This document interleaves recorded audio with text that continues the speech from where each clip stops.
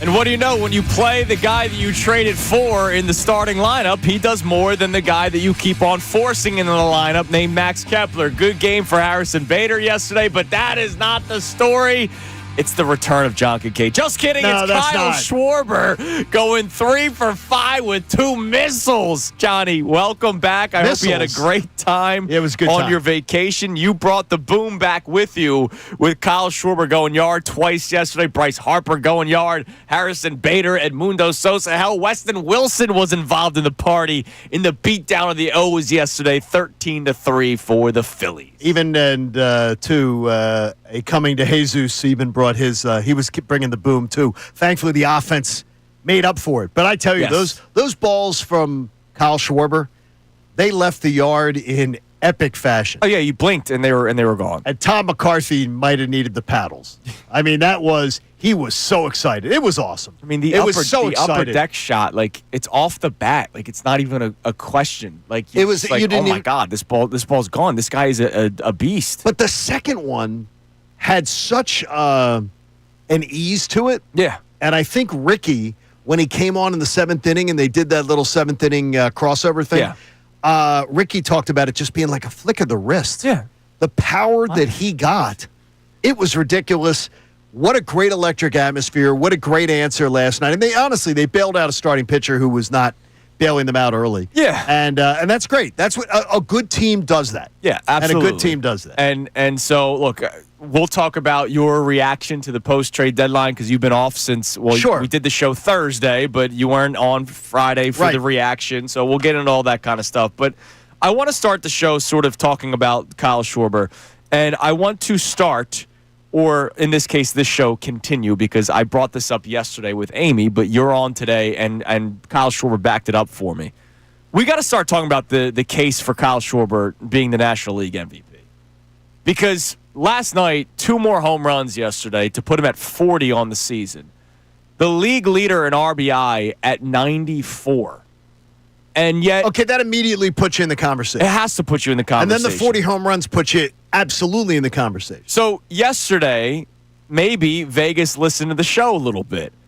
Because yesterday, when we started doing the show, when Amy and I woke up doing the show, right, waking up with all of you, Kyle Schwarber was 3rd in NL MVP voting. Okay. Shohei Ohtani was number 1 at -800.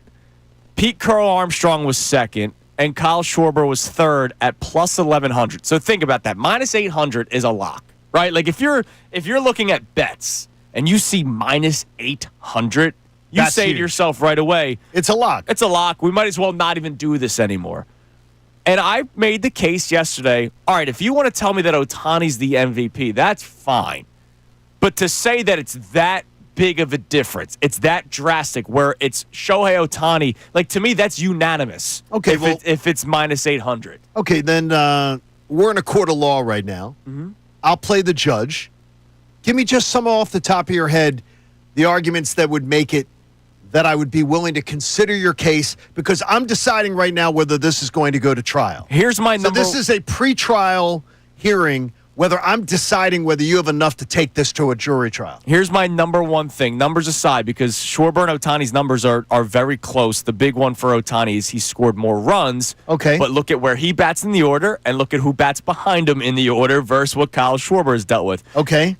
But the MVP, the award, most valuable player, if we're basing it off of its core, the player that is most valuable to their team, if Shohei Ohtani were to miss time for the Dodgers, that is a big miss for Los Angeles, right?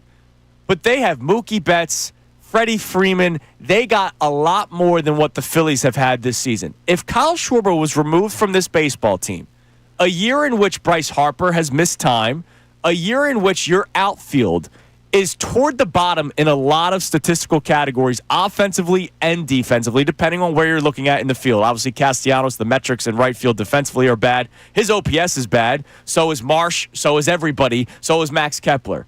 If Kyle Schwarber was removed from this Phillies team this year, they may not even be a wild card team on August 5th. But because of Kyle Schwarber, they are in first place of the National League East. And that, to me, is the number one case. If the MVP award is really voted upon for its core meaning, as Nick Serriani would say, its core value, Kyle Schwarber is the most valuable player in the National League. Okay, if I'm going to play the judge and I'm going to decide whether this goes to trial, I'm going to say to you, Counselor Salciunas, Mookie Betts and Freddie Freeman have missed significant time too.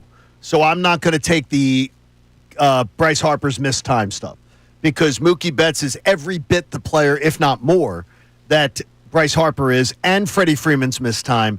And more importantly, the starting pitching of the Dodgers have been ravaged, where the Phillies starting pitching has been carrying them. That is something that has not benefited Shohei Ohtani. He's had to more carry them. So I'm looking at that saying, those arguments sort of wash to me if I'm the judge going, yeah, I understand your point, but I personally want to believe it, though, because I'm a Phillies fan. And I've watched what Kyle Schwarber's done, and I'm amazed at I'm amazed at the swag. I'm amazed at the ease with which he's done it. And he went through like a 2.5 week streak where he was almost 2.5, 3 weeks where he was almost sleepwalking a little bit. Sure.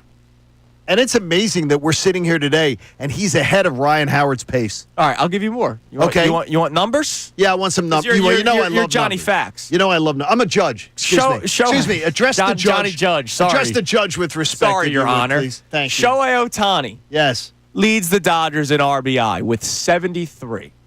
Kyle Schwarber leads the Phillies in RBI with 94. That's a big difference. That's 21 runs batted in. Okay, that is one where I don't even consider it an argument. Now, I don't even consider them comparable where somebody could even make it an argument. Now, here's where I'll go even further because you mentioned the time missed by Freddie Freeman.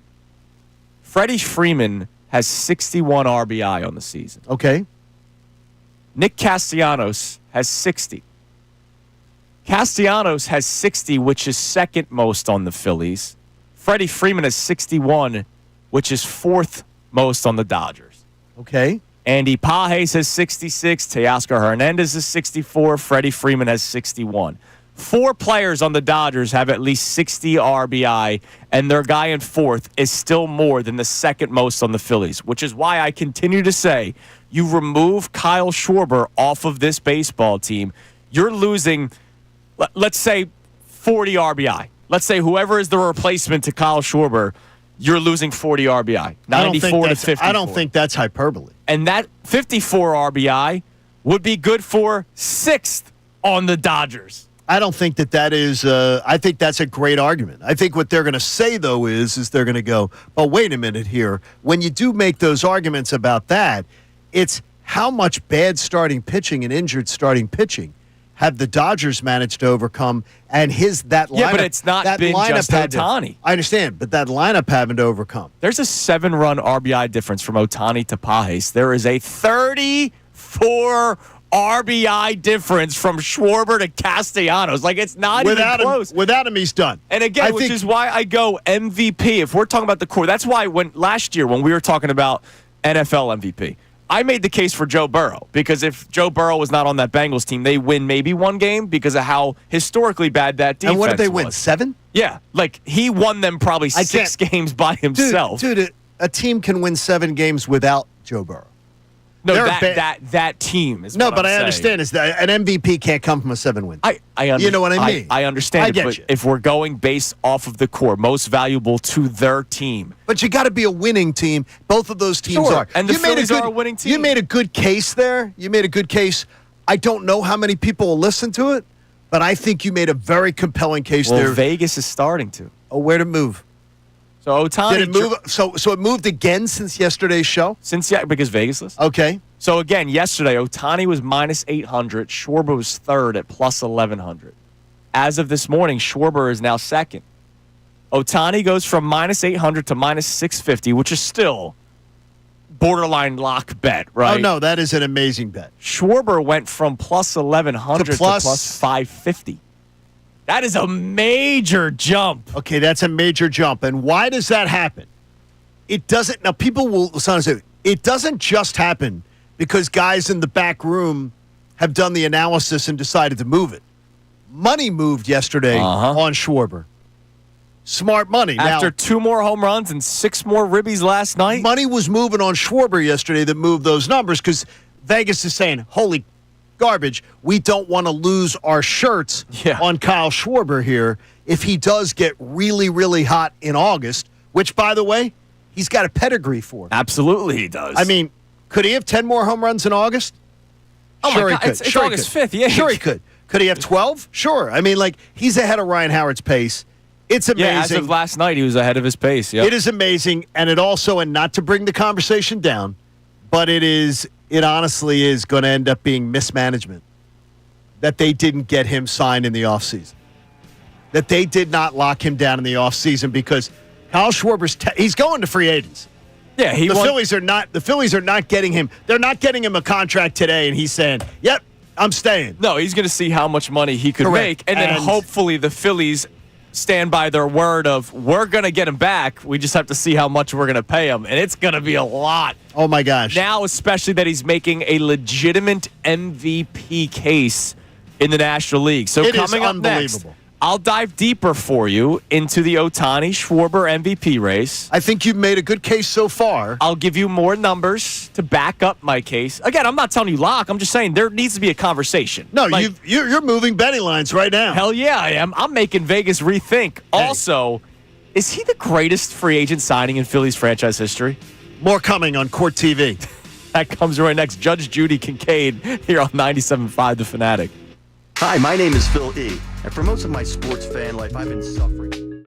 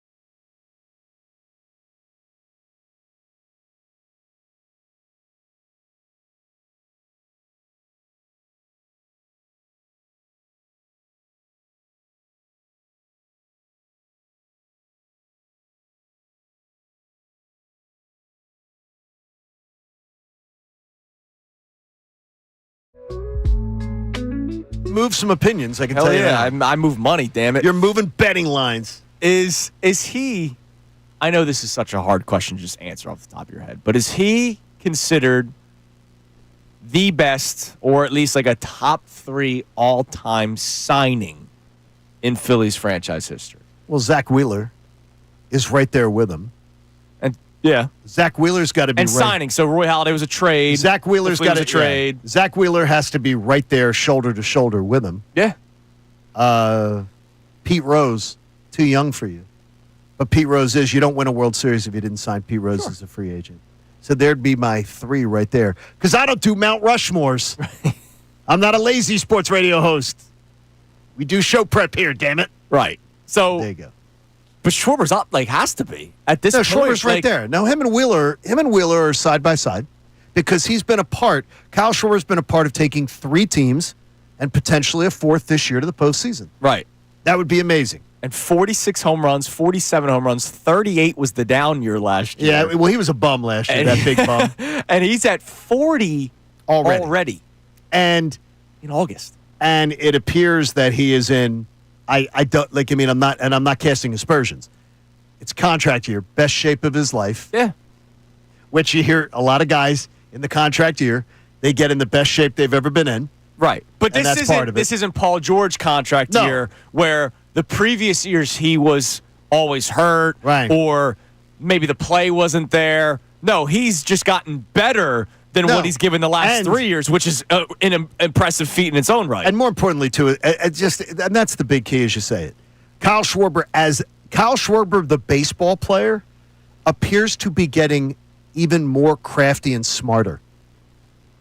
And honestly, guys, as they get towards his age in the game, tend to start to drift off. No, we've seen the splits against lefties and how it's gotten unbelievable. better the last 2 seasons. It's like he's craftier, like he's understood more of the game. He's getting better, and that's all a credit to Kyle. Right. All right, so here's my worry for Ohtani. All right. I'm voting for Ohtani. Am I the judge again, or am I just taking this You in? can be whatever you want to be, John. All right. Um, I'm Judge Joe Brown right now because I like Joe Brown's a little more laid back.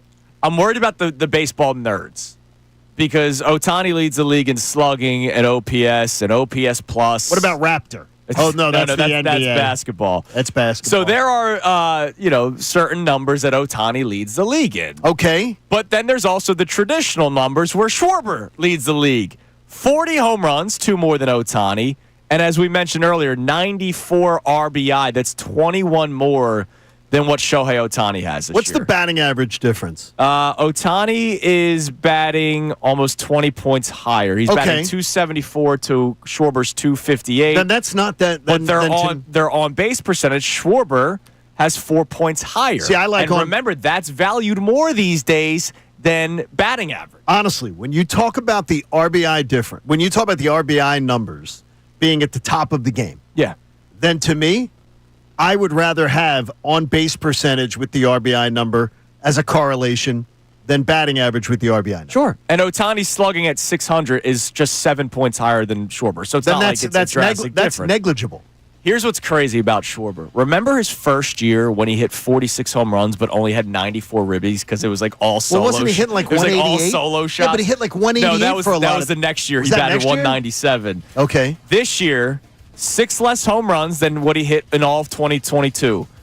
Already at 94 RBI. I wonder why. Yeah, because guys get on base and he doesn't bat leadoff anymore. Yeah, but Myron said, I think that batting leadoff works well. I did 5 spreadsheets. It was so stupid. All of you know it's better this way. We have to get my spreadsheets tell me in today's modern baseball, Schwarber should bat leadoff. Get him 7 more at bats by this time. Bro, that was something I've argued for 3.5 seasons, and so did you. I argued it with our listening audience, a lot of people. A lot of people value the, if you bat leadoff. And much like Punxsutawney Phillies, they're hidden in the ground. Don't hear from them anymore.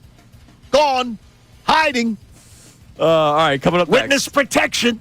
So I'm going to continue to try to make this case all day, and hopefully the numbers continue to get swayed. But coming up next, John has been on vacation since the trade deadline came to an end. You were here the day after Duran was traded for, and we celebrated that. I'm curious to get your reaction post-deadline.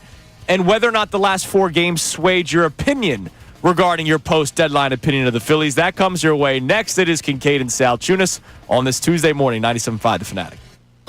Now on 97.5 The Fanatic Sports Update. A home run frenzy. I'm Brendan Gunn with your Fanatic Sports Update, and it's brought to you by the Electrical Workers Local 269 and the Electrical Training Alliance, the International Brotherhood of Electrical Workers Local 269. NECA and the Electrical Training Alliance can offer a career with no college debt. To learn more, go to IBEW269.com.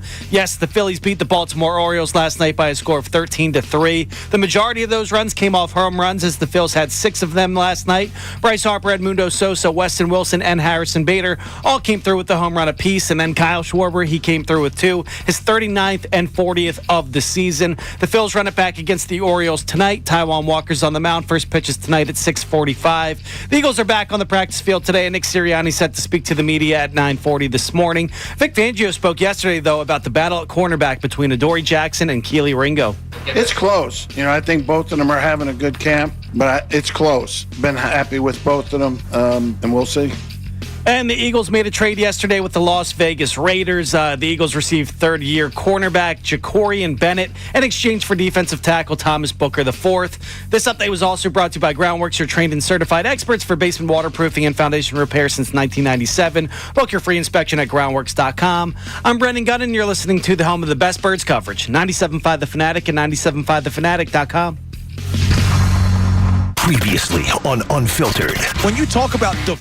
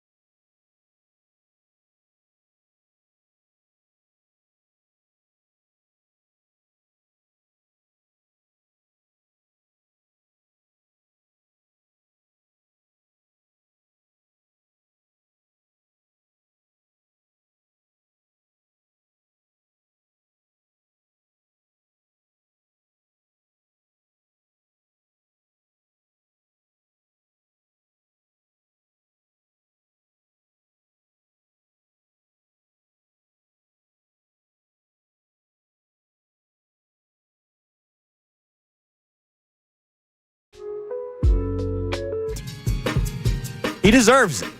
Now, I know you're not a big fan of like the individual awards. Yeah, it doesn't do much for me. But I mean, if the team wins a world championship, goes and wins a World Series, or goes to a World Series and it accomplishes something, that's great. I know you're anti-injustice, and it would be injustice if Kyle Schwarber is not considered one of the top candidates for MVP. Well, he is. Right? Or maybe closer, I should say. Again, the drastic difference of Ohtani, even after the line movement last night, minus 650 to plus 550 tells me they're screaming that it's going to be Ohtani to win NL MVP. And I'm here to make the case that it shouldn't be that drastic of a difference and that Kyle Schwarber should be much more strongly considered. I'm going to give you something that should make you smile, though. I like okay, smiling. That is that December 1st, 2023, December 1st, 2022. Jalen Hurts led the MVP voting both of those days in the betting books. Didn't win the MVP either season. So, and he was winning comfortably. So, it can happen. Things can be done. Football might be easier to sway. I'm not sure. I can't comment on that, totally. Maybe the week-to-week basis, big part of it. Could be a little bit more of a swing. But I feel good. I think you made a good case this morning. Hell yeah, man. And we would all love Kyle Schwarber to get it. But honestly, if the Phillies flame out in the divisional series and Kyle Schwarber wins an MVP, it does nothing for me. No, I know ultimately it does nothing for me. I mean, and I don't. Joel Embiid's MVP season means nothing to me. Zero. Moves the needle. Nothing. I'm on empty. That's different, though, than a lot of people. That is different. A lot of people do go home with the MVP and feel good about it. I've heard about Allen Iverson for 20 years, and it was based on his MVP season. Allen Iverson left everything on the court for this team. Allen Iverson left everything that he had. Blood, sweat, tears, knocked. Never, ever a doubt. So Schwarber, 4 at-bats a game. No, I'm not talking about Schwarber. Because he doesn't play in the field? I'm not talking about Schwarber. I'm talking about basketball. But that's all right. I mean, we can talk about something else. I have no idea what you're... Basketball. I'm saying we have a basketball MVP. Sounds like Johnny doesn't want to talk about MP. Yeah, we don't want to talk about Embiid. But who brought I was glad John brought him up. No, because I'm saying is the Embiid season meant nothing to me, and people get excited about MVPs. And I've argued with some with our workers around here. MVP seasons mean nothing to me if it doesn't mean anything for the team. Okay. It's got to be something for the team. Okay. If it isn't, nah. All right. Speaking of the team, the Phillies team, Yep. what was your reaction Thursday at 6:05 when you found out that the Phillies were done? Johan Duran, obviously you and I celebrated that together Thursday morning when we did the show, but then you clocked out at 10:30, 11 o'clock. And I did. And you were done. But you obviously were following the trade deadline, and they acquired Harrison Bader, and that was the player. And then you listened to Dave Dombrowski not being able to tell you whether or not he's a starter, and that he was going to platoon. Yeah. So what was your reaction? Let's start with Thursday, 6:05, John Kincade. They had done enough to get me feeling that the team's in a better position to make a run at a World Series, but not enough. Oh, okay. That's what I felt. But, I mean, I certainly don't know that anyone else did, looking at the rest of the field, that anybody else did. Oh, I did the Padres. Now, you see, I think the Padres did, but I don't look at the Padres as a World Series lock. I look at them as a major threat. Oh, no. They're a threat. I don't think they have a better chance to win the World Series than the Phillies. Oh, I do. Wow. I do. Yeah, okay. that was that. I believe the Padres have a better chance. But do you think the Dodgers have a better chance? He thinks the Mets do. He guaranteed the Mets would win the NL East. That was my decision. Yeah, Friday. I was very disappointed. Friday morning. That's great. I'll guarantee I would have said it then. I didn't know. I'll guarantee the Phillies win the National League East. I would love that. And I don't think it's going to be close. I don't think it's going to be close. Like, I don't think we're going to be sitting. We're going to be in Tampa. Yep. The last weekend, we will be in Tampa with the Birds when the Phillies are playing the Twins and the Mets are playing the Marlins. I will tell you, before we get on the plane, we're not worried about that series. The red hot Marlins. Look out for the red hot Marlins. Yeah, I can't wait till Connor comes back and he says, like, the Marlins, they're nothing. They're terrible. They're nothing. They just swept the Yankees. That was nuts. The Marlins, look, they're 55 and 56. But the Marlins are a dangerous, dangerous team playing good baseball. And that's the problem. I don't think they're going to be a playoff team potentially. No. But they still are a dangerous team that can cause you problems. And that's the problem with the Phillies. Phillies got them 6 times in the last month. they can cause them problems. Sure. But no, I'm saying as far as that, I am more worried about the Padres in a postseason series than I am the Mets. Oh, yeah, because the Padres have the number one bullpen in all of Major League think the Baseball. Padres- and we saw in 2022 how that benefited the Phillies. I absolutely think that the Padres have the most dangerous team with a lead after 6 is the Padres, and I don't think it's close. Yeah, no, it's and I don't not. think it's close. Yeah. So if you're saying it that way, sure. But I don't think the Padres starting pitching matches up to the Phillies. No, at it all. does. And look, again, And I'm not sure You know that- how I felt about this team for months now. It comes down to the starting rotation. And my problem, here was my biggest problem, John, Okay. with the trade deadline, is that I have to now hope that they get hot. But why did you put the Mets ahead of the Phillies? I liked what the Mets also did to their bullpen, and I like their lineup. I think their lineup is a lot more I think the balanced Mets than the Phillies lineup. I agree. Balanced. I agree with you that the Mets bullpen is, I think, significantly better than the Phillies. Because they already had their closer in Edwin Diaz. They And I think added it's- Helsley. They added Rogers. Like that. And their starting pitching staff. This was the big takeaway I had from it. If I'm the Mets starting pitching staff, which you know how I feel about them, Absolutely. I think they're weak. But when you have 3 horses out of your pen, you only need to go 5. Well, I don't believe that I honestly don't think the Mets did enough. I think the Mets and the Cubs are clearly, to me, not as big a threat to win a World Series as the Phillies. They're not deadly behind them, but they're behind them because the Mets and the Cubs both were not able to address starting pitching. Oh, I at the trade deadline. wrote off the Cubs and Brewers Friday morning. Writing off the Brewers to me is madness. They didn't add either. They are the best team in baseball, most complete playing baseball team in the game, and it's not really close. Having a nice month of July and August. No, they're not. No, they're having a nice season. They're having a nice season, and they're consistent. They don't go 1 for 9 in 10 games. They don't do the up and down crap. They don't have a glaring weakness. So they're boring, is what you're saying. They're consistently good. I'm loving this Phillies season. Wow, yeah, he really is. But the Cubs definitely. No, the Cubs and the not Mets- acquiring a starting pitcher was no, but that's what I said. horrible for them. 605. I said Mets and the Brewers the Mets and the Cubs to me, slightly behind the Phillies as a threat to go to the World Series. Dodgers ahead of the Phillies slightly, and that's if they're healthy. Padres right with the Phillies, and I think that the Brewers slightly ahead of the Phillies. I really do. Okay. And look, Slightly the ahead. beauty of Sports Talk And they've Radio. already- we by all the way, have the differences. Brewers have already swept the season series from the Dodgers 6-0. Yeah. Already swept the Phillies in Philly 3-0, and they're the best team in baseball. What disappointed you the most of the Phils at the deadline? Not getting a bat or not getting a second bullpen arm? What concerns you more? Not getting a legit bat. And Harrison Bader, I'm really glad he's here. And I do like Harrison Bader better than what they had. Yeah. But honestly, Harrison Bader is not what I was hoping for. Right. My biggest takeaway, John, was if you wanted Dave Dombrowski to improve the team, you got that. They improved. No, they did. Like, and they I'm going to give him improved, credit. period. And I'm going to give him credit for that. I'm also going to rip him for something else as we talk about it. Well, further. yeah, with the Justin Crawford stuff. You mean the double talk? Yeah. But after the trade, after the Bader, and that was it, I did not bang my chest saying, all right, here we go, We're legit set. World Series Yeah. contenders. No. I didn't feel that way. Now, I'll ask you, did your confidence in the Phillies increase over the last 4 games? I asked the question. Yes. We asked this question yesterday, but now that we had a 13-3 blowout win yesterday. Well, the Orioles doesn't teach me anything. Right, but the Tigers. But the Tigers did. Because the Tigers games, first of all, the Tigers will be a postseason team. Yes. The Tigers are a team that has been in the postseason last year. They're scrappy. They're sort of young, and they're sort of young and dumb. I think the Tigers are a team that showed me something. That felt like playoff baseball.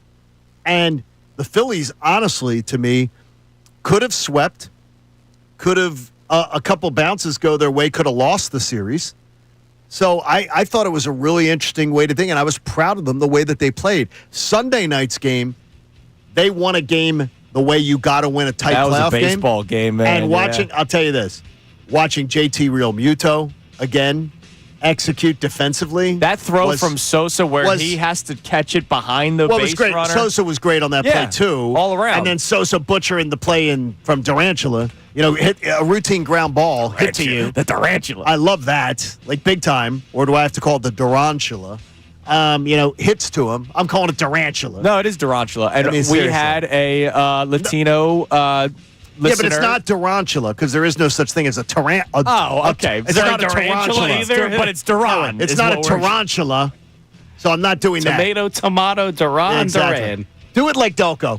It's Duran and it's Durantula. You, Duran. Exactly. All right, coming up next, we'll check our text line.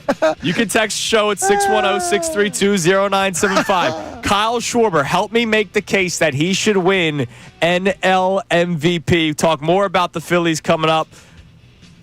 And John has numbers for the quality starts that this team continues to put out there. It's Kincade and Salciunas, 97.5 The Fanatic. Philly fans, you are the best sports fans in the world. You're not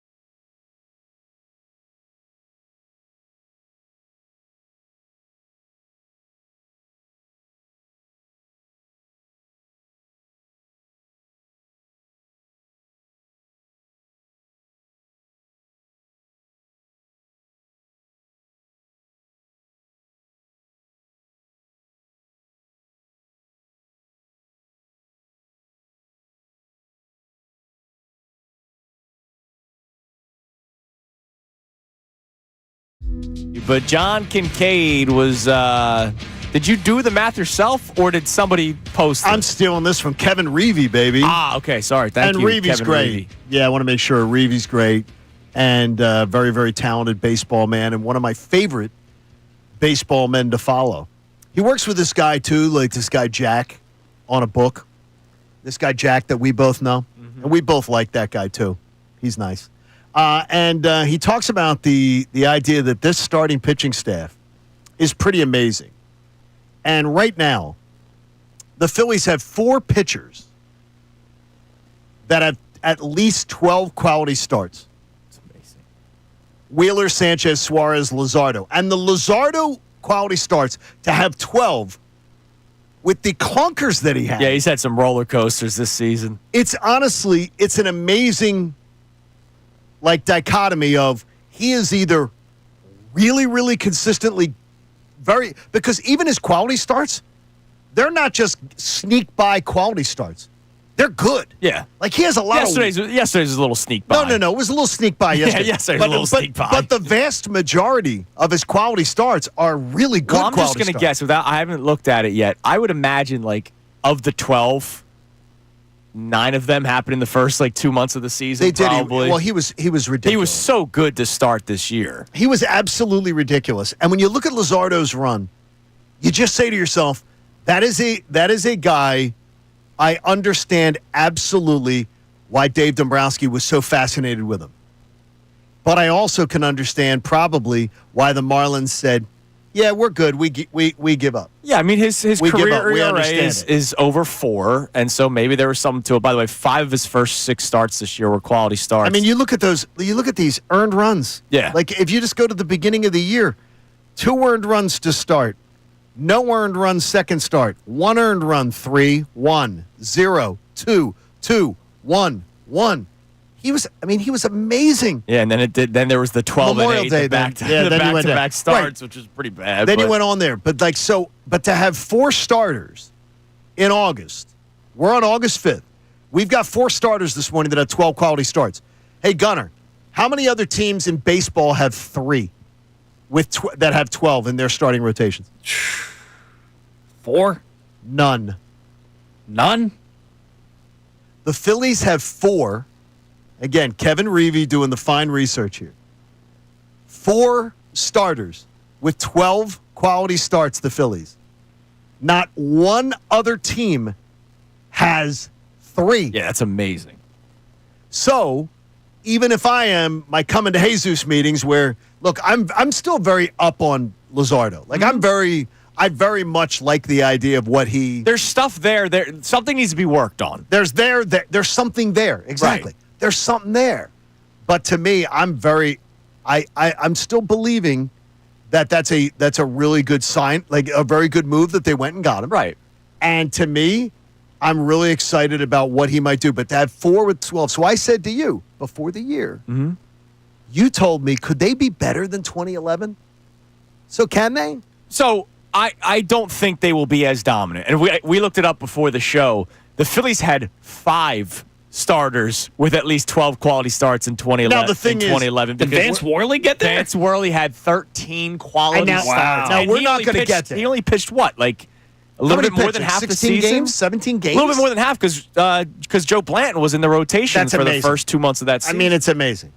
And so the fact that the Vanimal got there is unbelievable. But the big difference, and I think it was actually a day where you were out because Connor and I were talking about this, the amount of complete games that rotation had, Halladay had 9, Cliff Lee had 6 complete game shutouts, Cole Hamels had a bunch of complete games. There's a difference between dominance and quality, and those guys were dominant. But this rotation will still rival them. We will put them toward the top. If they don't beat 2011, they're still in the top maybe 5 or 3 of all-time rotations with the Phillies. And it's absolutely amazing what they've been able to accomplish. And that's why I wanted them to be uber aggressive at the trade deadline, because I didn't want them to waste this rotation. Are their World Series chances dead? No, their World Series chances aren't dead. My only problem is I have to rely on them getting hot. And that's the key, is that you have to rely on, we need to see in the next 8 weeks, we need to see what you sort of mocked in the last segment, and it's weird because that's something that TJ says. He says, I don't know if Andrew's just busting your stones. He didn't say stones. Or if he's being really crazy about this.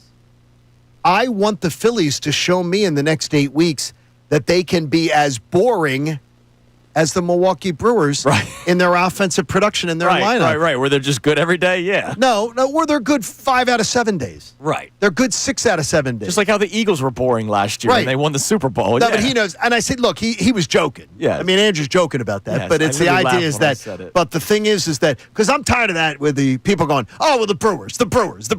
It's August 5th, dudes.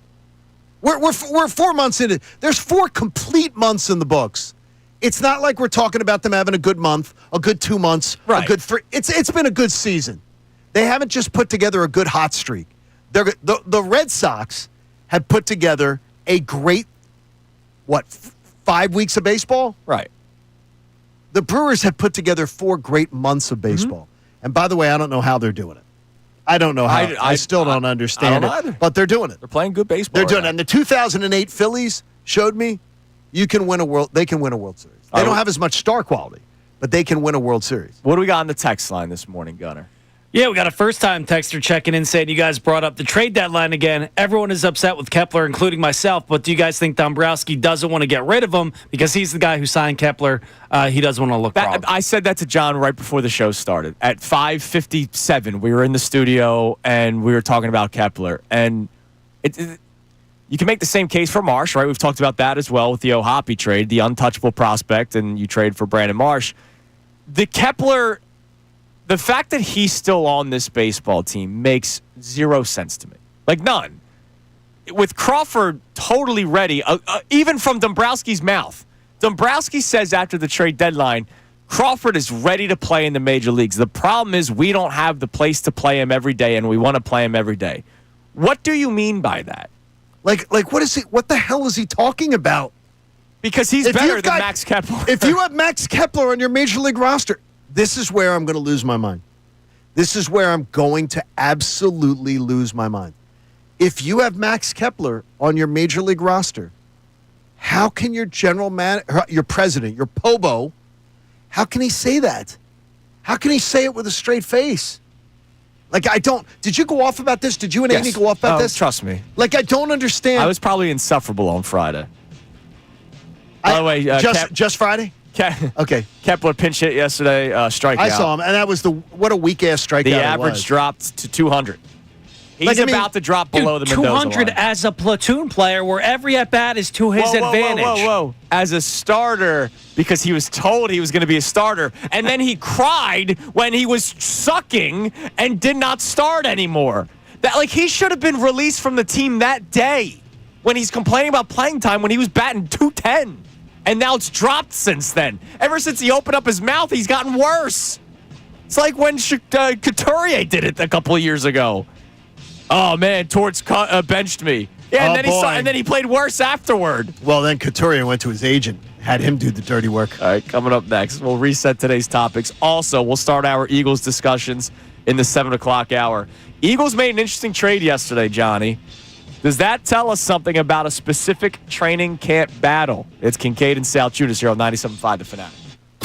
Now on 97.5 The Fanatic Sports Update. Another game, another 2 Schwarbombs. I'm Brendan going with your Fanatic Sports Update. The Phillies took the first game of their 3-game series against the Baltimore Orioles last night by a score of 13-3, and the long ball catapulted them to that win. The team came through with 6 total home runs, including a 3-run bomb from newcomer Harrison Bader, first hit in a Phillies uniform, and then 2 more home runs from Kyle Schwarber, including a grand slam, his 39th and 40th homer on the season. The Phils take it on the Orioles again tonight. First pitch is at 6:45. Taijuan Walker is on the mound. The Eagles are back on the practice field today, and Nick Serriani is set to speak to the media prior to practice today at 9:40. We'll carry that for you live. Vic Fangio spoke before practice yesterday about the ongoing cornerback battle between Adoree Jackson and Keely Ringo. It's close. I think both of them are having a good camp, but it's close. Been happy with both of them, and we'll see. We'll see how happy he is with both of them, being that the Eagles made a trade yesterday with the Las Vegas Raiders for another cornerback, young third-year cornerback, Jacorian Bennett. They traded away Thomas Booker IV in that deal. We'll see if he gets added to that battle coming up in the next couple of weeks. I'm Brennan Gunn, and you're listening to the home of the best Birds coverage, 97.5 The Fanatic and 97.5thefanatic.com. Hall of Fame sports writer Jake.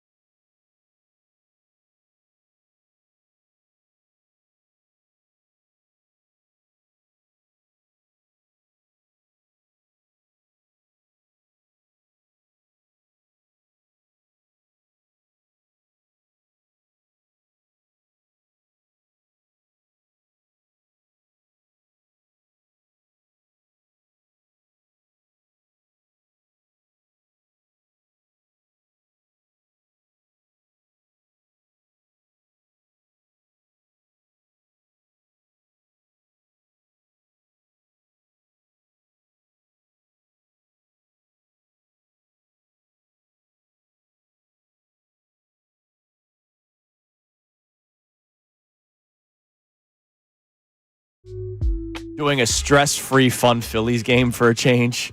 Well, when the sixth inning got there.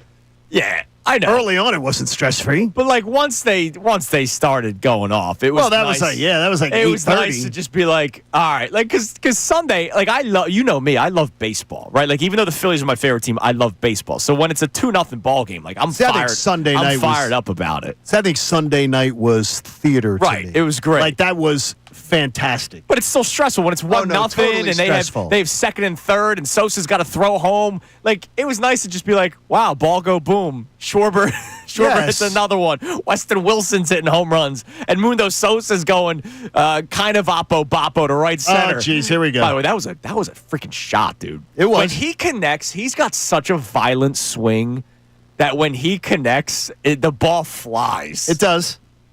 It does. That's why he should platoon with Bryson Stott. So I saw another stat for you to sort of solidify that this rotation, albeit very good, is nowhere close to 2011. And I want to credit somebody on our YouTube chat for making me look it up. Dave P. said, what are the cumulative starter ERAs? 2011 versus 2025. So the 2025 Phillies, which you said, it's incredible that they have 4 starters with at least 12 quality starts, and no team in Major League Baseball has at least 3. Like, that is incredible.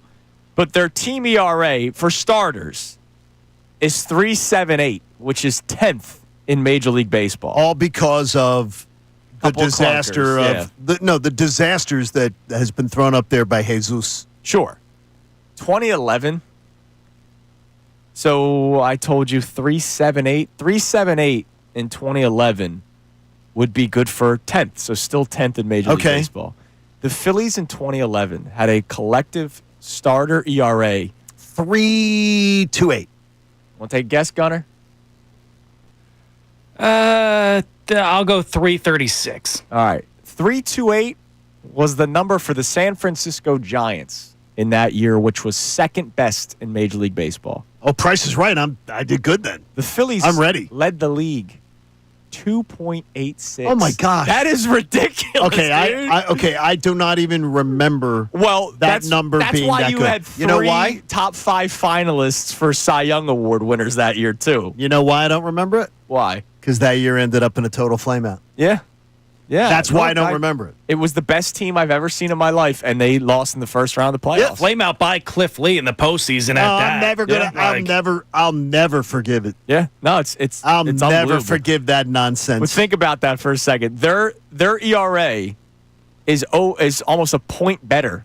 Phillies 3.78 so far this year. That year is 2.86, almost a full point better.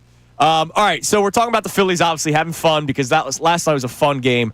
But the case for Kyle Schwarber to win MVP, it was so cool. The theater, and I love that Major League Baseball has gotten so much better with their social media stuff, where they're doing the shots of the fans on the third baseline and the first baseline.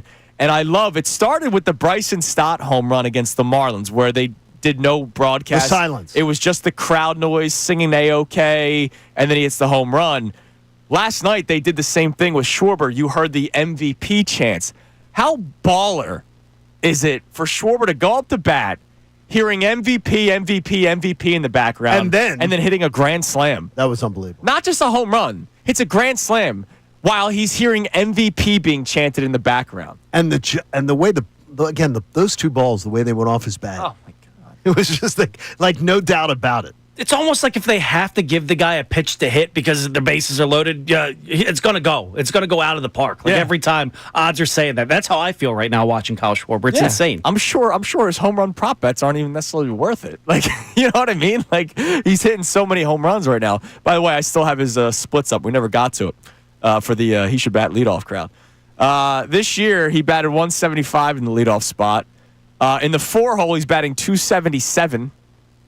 In the 2-hole, which he's been batting a lot more recently, 266 with 21 home runs. But yeah, he had to bat leadoff. But I analyzed the data, and over the last 3 years, when it's 78 degrees or above, when he bats leadoff, he, especially on Tuesdays through Thursdays, his home run numbers are actually better. So you're wrong. Yeah. I swear. I'm telling you, if they had just, I wish I could bring a chain. Like, I'll be down tomorrow.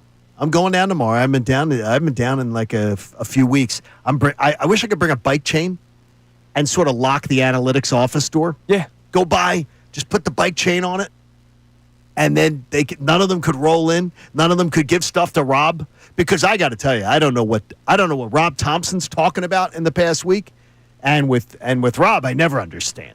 I never understand where Rob's going. Poor Rob Thompson catching strays. That's Well, I don't know. unbelievable. I don't know what he does. What do you do here? I don't understand. Because Clubhouse guy, man. I just don't understand. Good clubhouse guy. Yeah, well, no. He's a great clubhouse guy. All right. He's great at that, except when it comes to Nick Castellanos. Well, It's not. Yeah. So. I mean, is that? Well, I mean, You know. Nick, who obviously, he wanted to ask the commissioner some questions. Yeah, absolutely. Unfortunately, Bryce got in his face and he didn't Well, get and there. then, the questions didn't end up happening. Yeah, right? but Nick had other questions he wanted answered. So Maybe we'll text hopefully him Nick on the gets to side. do this. All right, you're listening Nick to wanted to act like an 97.5 The adult. Fanatic, WPEN, HD1, Burlington, Philadelphia, Beasley Media Station, broadcasting live from the Comcast Business Studio, powering possibilities. All right, so we also have some Eagles stuff to get into because yesterday was a pretty interesting day. So let's start with the audio before we get to the trade itself. So you were still off yesterday, but we carried the Vic Fangio press conference. Today, Excellent. Nick Serriani speaks at 9:40. You'll hear it live here on Kincade Salciunas. But Vic Fangio was asked about cornerback 2 battle because we all know Quinyon Mitchell's the lock on one side or he may follow the other team's top receiver. But the competition between Adoree Jackson and Kelee Ringo is still going on. So Vic Fangio yesterday first was asked about Adoree Jackson. Been good. I think Adoree's had a good camp. I think he's competing well. I think he's focused with a good mindset, like where he's at right now. All right, short and sweet for Adoree Jackson. Short and sweet here for Kelee Ringo. Yeah, I think Kelee will be a good tackler. He is a good special teams player. I don't think tackling will be his issue at all. And then later on in the press conference, after a couple of other questions were asked, somebody finally got to all right, so how's the battle shaping up? And this is what he said. It's close. I think both of them are having a good camp, but it's close. Been happy with both of them, and we'll see. So if you remember, he wasn't saying a lot there. he wasn't. So Vic wasn't saying a ton, but he wasn't going out of his way to be praiseworthy. Remember last summer he was absolutely praising some of the young guys. he would more. praise guys that deserve the praise. And it was shocking because we were like, wow, he's praising some young guys. Yeah. So a couple of things. Let's go back to last year when Darius Slay would get hurt and Isaiah Rodgers would get banged up. We didn't really see much of Kelee Ringo. And we would question, all right, if he's such a big part of the future, how come he wasn't getting more opportunities? So, and I get it. Isaiah Rodgers did a pretty damn good job whenever his number was called. But there was no Kelee Ringo. He would play very few times in games last year. Sure. And then so far in camp, when Adoree Jackson was asked about last week, remember Vic Fangio was like, "Yeah, I didn't really see much of him. He was on the Titans, and then they didn't re-sign him. He was on the Giants, they didn't re-sign him. He's gonna have to prove himself here." He didn't give some glowing answer, despite the reporters saying that Adoree Jackson had been winning the competition early on. And so yesterday, after those 3 quick clips on Adoree Jackson and Kelee Ringo and how the competition is close, the Eagles make a trade for Jacorian Bennett, a very young cornerback from the Vegas Raiders. So is he 2 years in? 2 years in, has had starting experience in the National Football League. And they traded away defensive tackle Thomas Booker, who, if you remember, earlier this year in training camp, Vic Fangio spoke pretty highly of Thomas Booker, as a rotational guy, not he's going to be our starter next to Jalen Carter, but he had some good things to say about him between him and Ty Robinson and Moro Ojomo. And so they clearly valued Booker, who played for them last year in the Super Bowl season, and they traded him for Bennett. That makes my antennas go up a little bit. Okay. Because it's a random in-camp trade where you're swapping for a specific position. Well, that tells you all you need to know. The minute I saw that, it tells you everything you need to know because they went very specific like Right. that. They didn't just improve the 45th guy on the roster. They improved a specific part. And if you go and you read about this gentleman, he's a guy that Raider fans and Raider media was very excited about. And they were seeing upside on him. And in fact, he took a lot of snaps last year. Yeah. And with the amount of snaps he had, he scored out really, really well. In fact, he should be one of the top 3 guys that the Eagles have right now walking into the building. Oh, and that's the thing. Like, he's walking into a competition. They did not. Yes. This was not a depth trade. He could end up not winning the job. No, that's the truth. But my antennas go up when they make that trade yesterday, when we've all kind of been wondering, all right, just how good is this battle between Adoree Jackson and Keely Ringo? I think you said it yesterday, Gunner, that maybe one of them wins by default. Yeah, they have to win because they need a starter out there, but no one's going to earn it, quote unquote. That's the way it seems right now. Right. So you bring in maybe not now. Right, where you bring in a guy like Jacorian Bennett, who, again, I'm not going to lie to you guys and pretend like I know everything about Jacorian Bennett. You know what I did? I just went into the deep dive reading. Right. Immediately went to got reading. your information that way. And going and reading about what their media, the people who cover that team, say about him, they were incredibly high on him. And they all But questioned. Pete Carroll, it's not the style that he wants to play. And they all questioned again, wait, you're trading with who? Why you playing? Why trade with Howie? Don't trade with Howie. Now, does What that are you raise doing? your antennas a little bit? Because every time they make a trade, it seems like the Eagles win it on social media. Because it's like, why are you making the trade with Howie? It's earned, but the player it's still earned. has to That's go the out there thing, it's and earned. make it work, though. I think people jump the hoops. But I like this guy. I like this guy. I'll also say this. Howie wasn't the only one involved in that trade. Vic Fangio must have had his eyes on him. I guarantee it. Absolutely. And that's why my antennas go up a little bit here. All right, coming up next, could the Eagles be streaky in 2025, both for winning and losing? Vegas has spoken. It's Kincade Salciunas here on 97.5 The Fanatic. Do you feel unfulfilled? Do your afternoons feel like ground?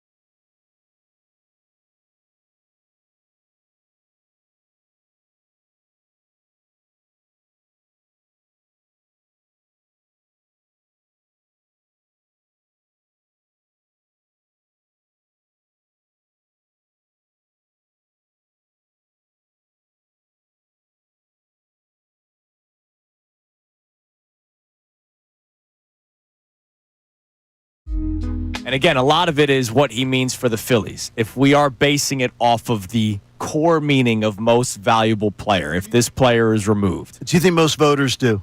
No, I don't. I don't either. That's a shame. I don't either, and I do. I agree with you. I think it's a complete shame that people don't vote it the by way what it's supposed to be. So Schwarber, I'm just looking at his numbers compared to his teammates. All right. So first off, Mr. Consistency has played the most games among any player on the Phillies. He's played 112 games. He has scored the most runs on the Phillies, 6 more than Trey Turner. He has the most home runs, on the Phillies, but by a margin of 23 more home runs than Bryce Harper, who is second. Isn't that crazy? Harper is 17, and he's only played in 84 games. Nick Castellanos has 15 home runs. He's played 2 less games than Kyle Schwarber, one of them because of a suspension. So he has 25 more home runs than Nick Castellanos, who has played 2 less games. RBI, I said it earlier, 34 more RBI than Nick Castellanos, who has the second most. Do you know that Bryce Harper has the third most RBI in the Phillies with just 48? That's incredible to me. That's 46 more runs batted in. Honestly, it's an indictment. 46? Yeah, it's an indictment. Total bases, because he doesn't lead the Phillies in doubles or triples, but home runs, that's a lot of bases. He is 246. Trey Turner is in second with 190. Walks, Schwarber 74 to Harper's 50. Batting average, obviously a little bit lower, 258. Trey Turner leads the team with 281. But on base percentage, the highest, 382 to Bryce Harper's 375. And, of course, the all-important WAR. His WAR is an even 4. Trey Turner, second highest with a 2.7. WAR, though, right? You don't follow. I don't follow WAR. I don't. But what's it good for? Nothing. Absolutely nothing. Say it again.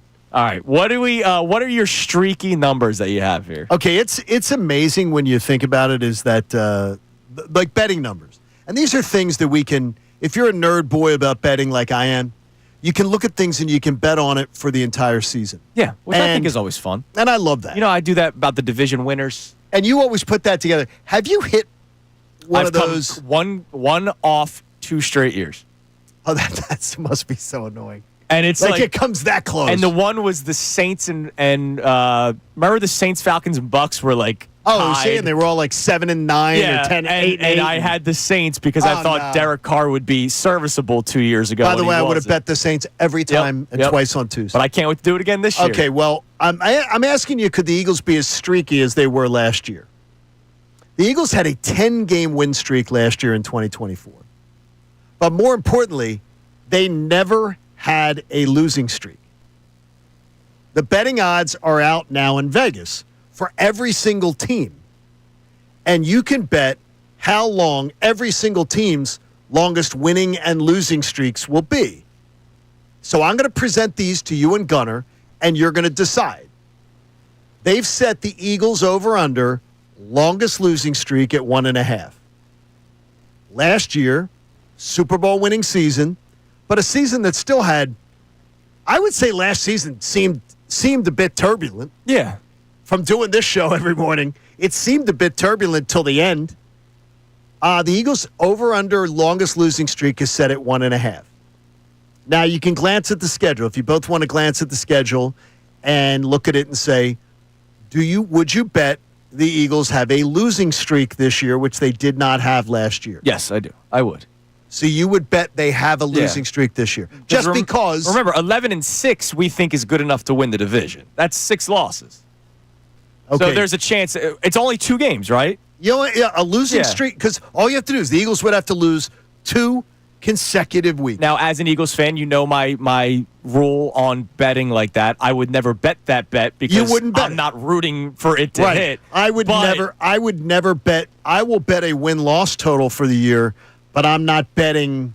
I would never. Streak. Right. I would never bet the losing streak. But if I was not an Eagles fan, I would say, yeah, I could see them losing 2 straight games at some point this season. Now, John sent this out last week, and I did a little bit of research. Okay, Over the past 25 years, the Super Bowl winners have a combined losing streak of 1.84. So if they go over, it has to be like 2 games. That's it. It would only be 2 games, right? Like I don't see this. So that 1.5 games is a great line. Yeah. But I mean, I'll say over. I'll say they lose 2 in a row at some point this season if I was a betting man. Like, there's a legitimate chance, again, Chiefs-Rams or Rams-Bucks, because we know how they struggle in Tampa. Like, that is not an impossible 2-game losing streak. One of those, groups of 3. I could believe absolutely that they would have a 2-game losing streak this year. It's so odd to not have one, to not have it happen to you at some point. I could easily see that. There hasn't been a Super Bowl winner with 3+ losses in a row since 2012, the Ravens. Yeah, and I don't see them doing that. Right. I don't see them doing that. All right, now what about the wins?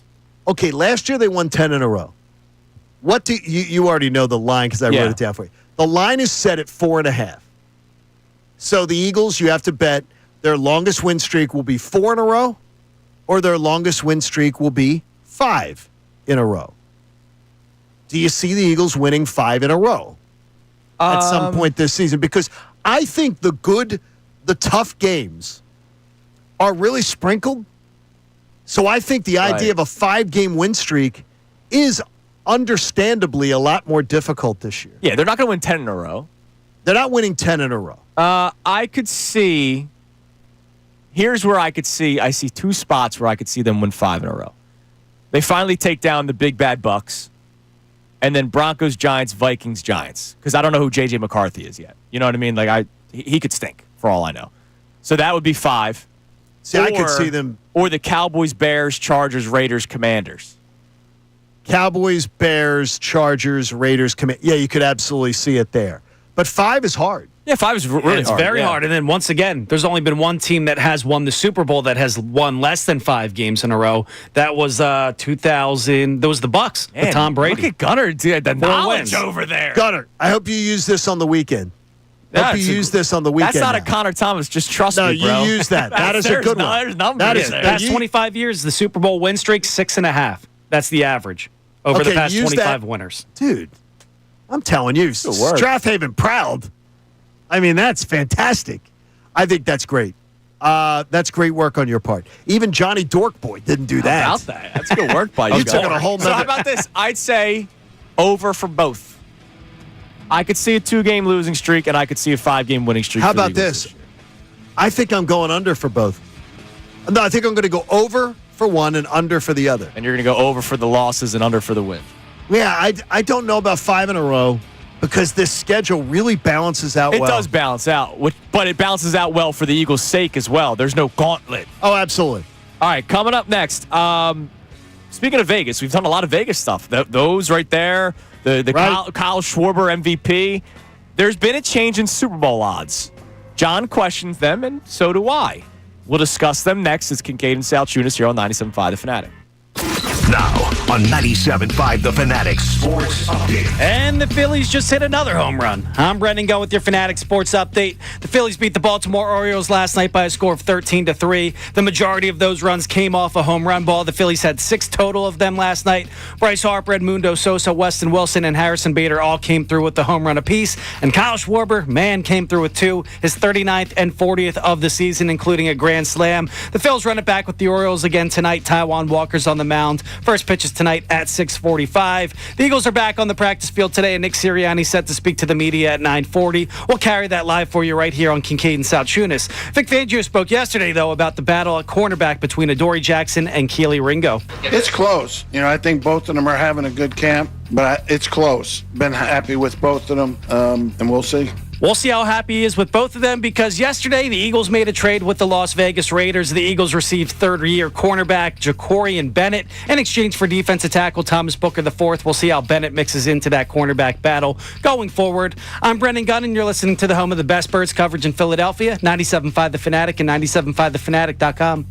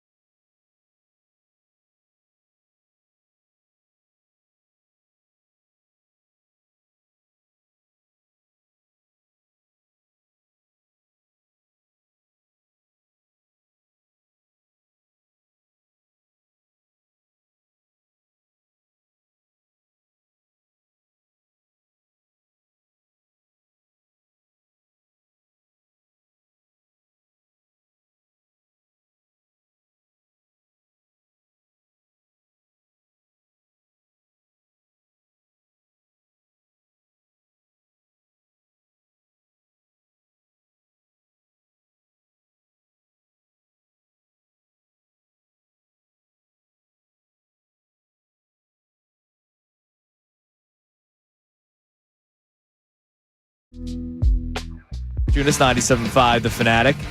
All right, so we're going to talk to our man Andrew DeCecco later on the 9 o'clock hour, just for a few minutes to talk about Jacorian Bennett, because I'm curious what his antennas are doing. Are they going up saying, all right, maybe they're bringing him in to, is it add to the competition? Like, yeah, we wanted another body in there. Or is it this guy's competing?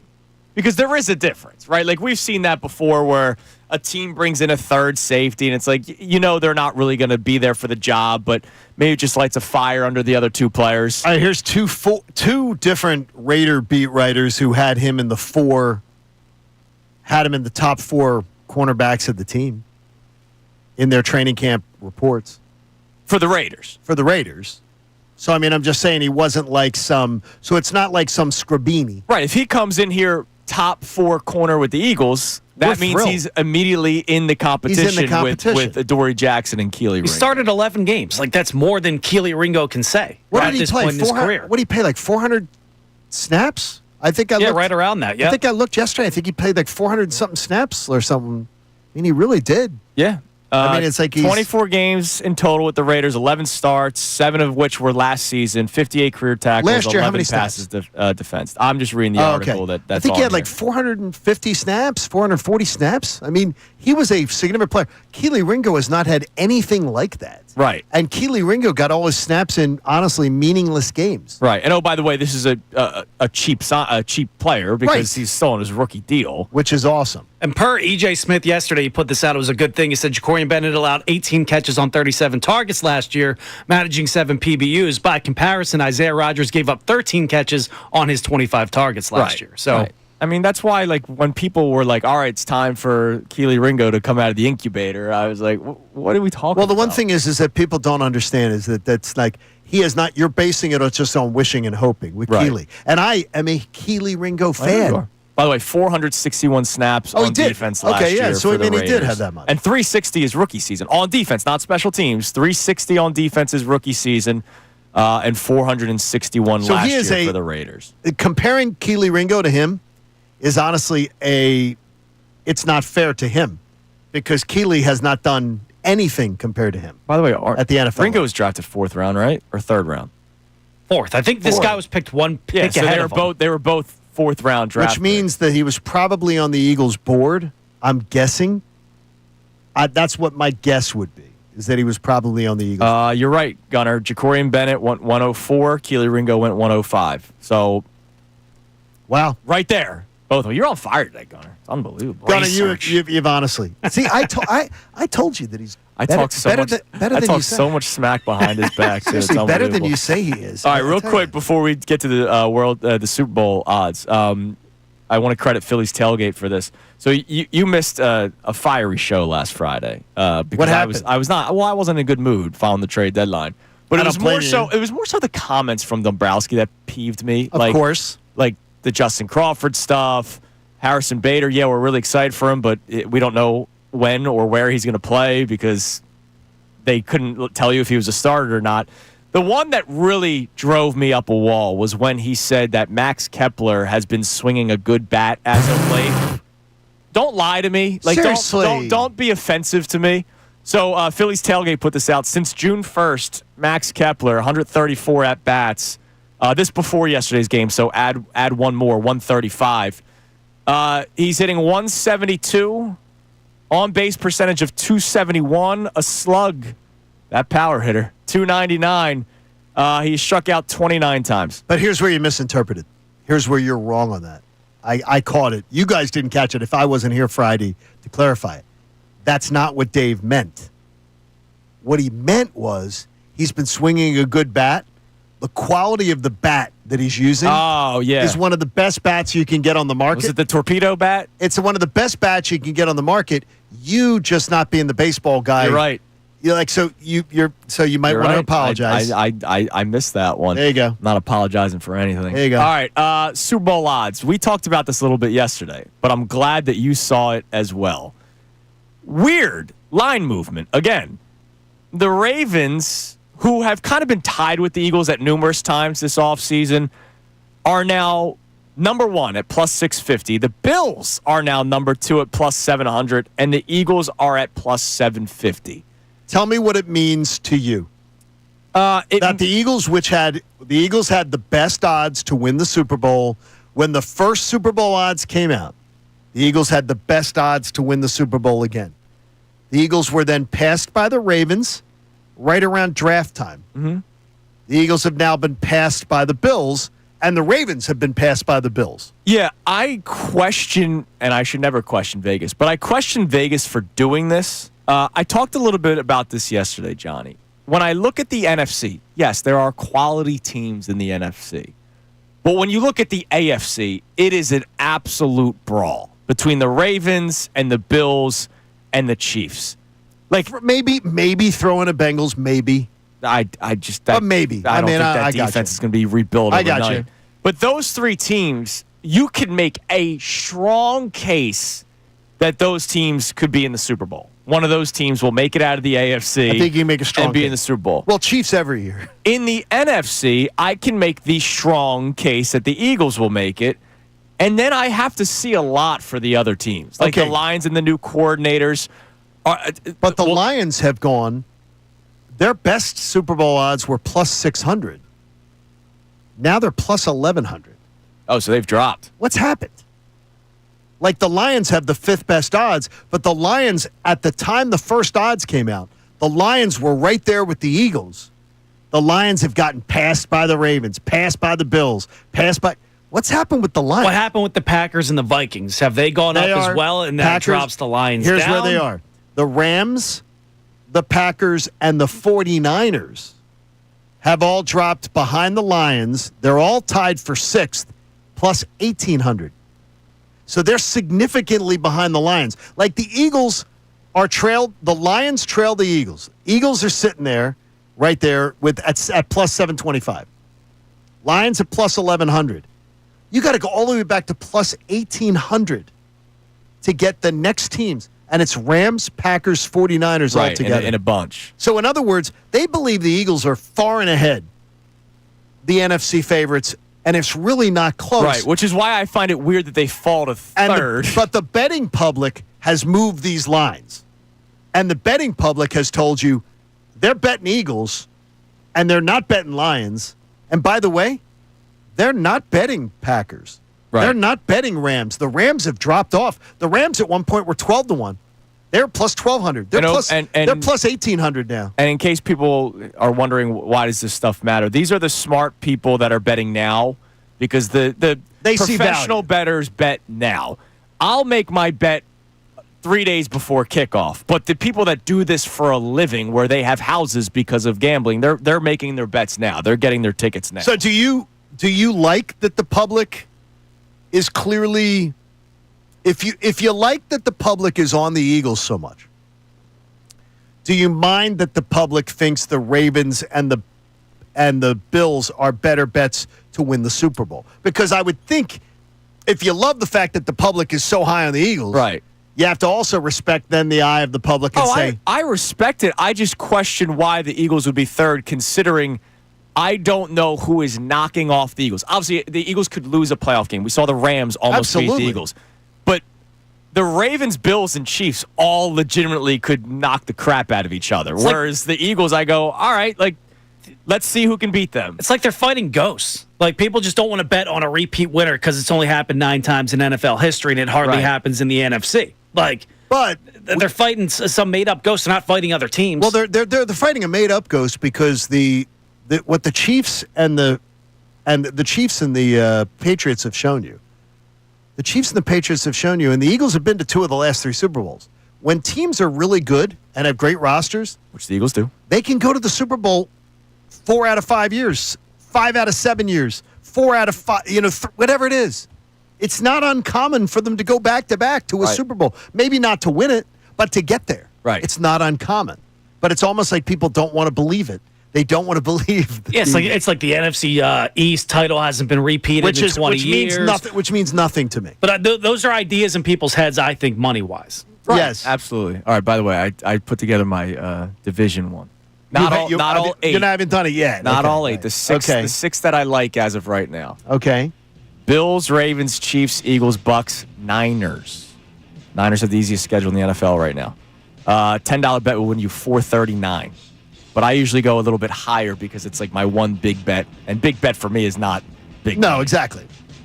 So Okay. you put down a 50 spot. Why wouldn't you're $2,200 bucks. Can I ask you this? I really like that bet. Why wouldn't you just make that bet and not add two more? Because when you keep No, that's what I'm saying. And then I'll 'cause when do you and keep I'll falling do short. I'll do a much lesser money for all 8. Oh, okay. Because Okay, I like good. to. Oh, okay, For good. show, it's for show purposes. Because I like John. that one though. I It's like for show that one. purposes. That's what I tell my Right wife. on. And your favorite sports book. Yes, FanDuel Sportsbook. Hey. I tell that to Chrissy all the time. Look, you got to give a little to get back. We're doing it You for know the what show. I mean? IRS, this was for work purposes. I'm writing all my bets off. All right, coming up next, Johnny. I know how much you love power rankings, man, but this could be I beneficial. came back for this. This could be beneficial to me because I'm going to come away with a very positive take on this. It's Kincade and Salciunas, 97.5 The Fanatic. The summer's here, and you know what that means. Engage.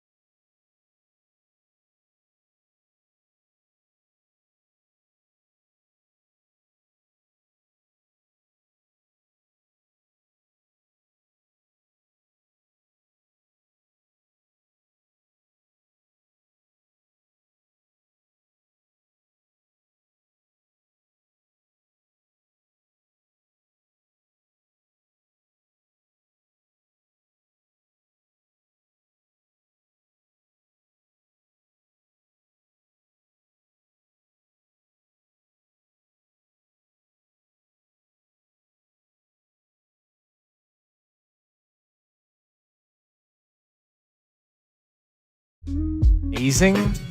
Why not? So I'm about to give you the Fox Sports MLB Power Rankings, which is always amazing. But before that, I saw, you know how every once in a while they have the headlines on the side as Okay. you're reading the article? Yeah. So last night, Jacob deGrom struck out his 1,800th batter in his career. Okay. Do you know that he is the fastest to 1,800 strikeouts in MLB history? It amazes me considering how little games he's played. He pitches like a quarter of the season at a time on a year-to-year basis, it feels like. So last year, he 3 games, 2023, 6, 22, 11, 21, 15, and then in the COVID-shortened season, 12. Well, the COVID short season, he pitched the whole year. Right, but doesn't that amaze you that... That was at 50, was it 50 games? Or 60. Yeah, so I mean, he pitched a whole season that year. But doesn't that amaze you that... That's crazy. I mean, it shows how dominant he is when he's there. healthy. It's kind of weird because the two best players, quote unquote, the pitcher of this generation and the best player, Mike Trout, have been dealt terrible cards with their injuries. It's amazing It's how unfortunate. It's amazing how Mike Trout broke down. Because, I mean, like, you never see that with a guy that age. It's amazing. Like, you don't usually see injuries like that happen. Now, I'm going to guess that It's strange. Skeens maybe beats that record at some point. Because, I mean, the dude had 170 strikeouts last year in 23 starts. He's already at 23 this year. He's at 154 strikeouts. He'll probably break that record. By the way, I'm sorry I did miss the show because I really do pretty much disconnect. I got to hear a little of you and Amy yesterday. Sure. On the way over I to don't blame you for Sarasota. disconnecting. But you're still totally not worried on Zach Wheeler? Zach Wheeler. Okay. Just want to. He looks totally fine to you. Everything's cool. Nothing to even notice. The question is not necessarily how he looks right now. It's I believe that he will be totally fine. Okay, in the but long no, run. how he's looking. You're. That was what we're talking about. Is it? He's not. He's looking normal. Wheeler. To This you? has happened before, though, Yeah. where he hits this wall. I understand and I'm it not has. worried about it. I understand it has. It doesn't give you any concern at all. No. Okay. It raises an eyebrow, but not something I'm losing and you know what? sleep And- over. and I again, know that you take it. See now. This is. You know what? You're both doing Connor to me. Connor's not here, so stop it. React to what I say told to you you, no. not to what I didn't say to you. I didn't say lose sleep over it. What I say, you have no concern over what you're I seeing told out you of my Zach answer. Wheeler. My answer is no. And then I Okay. expanded, but I Okay. told you no. Okay. And once again, even in a subpar Zach Wheeler game, he still strikes out 10. He does. He still has the stuff. Do you think he's pitching like Zach Wheeler? No. Okay. That's. But I'm that not, is, and but that's I'm a concern. not worried about it. Okay, here's why I would if he doesn't get it fixed. Because if he's not pitching like Zach Wheeler, this team has no Sure, shot. Absolutely. in And that October. I'm not disagreeing with you. And I hope that this doesn't extend into 5 starts. Yeah, I 6 will starts, say that. Like, 7 remember a couple weeks ago when Bill was like 10 out of 10 concerned, Bryce Harper's elbow. I'm concerned where the season could be ruined in that. Like, I couldn't get there with Bryce Harper. If Zach Wheeler's not Zach Wheeler, season's done in if my Zach mind. Wheeler's not Zach Wheeler, and if Bryce Harper's not Bryce Harper, they don't win anything. Now, good thing is we're seeing Bryce Harper be Bryce Harper again. And Well, he's starting to show glimpses. Yeah. He's still not Bryce Harper. He's getting there. He's got 17 home runs on August 5th. Well, yeah, because he missed.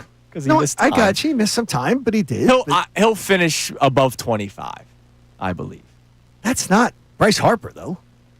Is it Bryce not? Harper should be 30. Bryce Harper should be 35 home runs every year penciling in. You go down his past couple of years, No, he's but- not getting there. I understand he's not.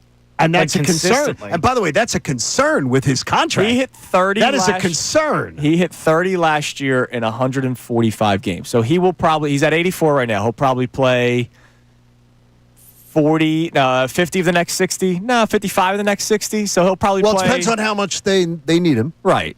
He'll probably play right around 140. What do you think? games. If I said to you right now, 28 and a half, you over? See, it's amazing because I was going to say 28 home runs. That's a number I'm going to. Crazy. 28 and a half. Over? You betting over right now? Gunny? I believe 28 and a half, you're saying? I believe Hell there's no. a He's got hot streak. 17. Yes. No. I believe there's a hot streak. I'll say yes. Then that's a disappointing season. I'm sorry, dudes. That's a disappointing season. Even with the time he's missed. The thing is, it's not disappointing. To a lot of people, all that matters is get hot, in October. Well, guess what? No. Yeah, the if he's Bryce season. Harper We're in talking about the season. That's a disappointing season. And if he's Bryce Harper in October, We gotta be able to- It's the opposite of your MVP thing. If he's Bryce Harper in October, I don't care about the disappointing we season. have to be able to have honest conversations, though, about Bryce Harper. Yeah. And not just And he hasn't been himself And he this has year. not been himself. But And- it probably we're could have been starting to- fixed in the offseason. Right, Like you can't right, always go back. exactly. to that. But we're starting If he to stopped see listening more to of Bryce Joel Harper. Embiid's agent, And if he stops drinking the raw milk. You know? All right.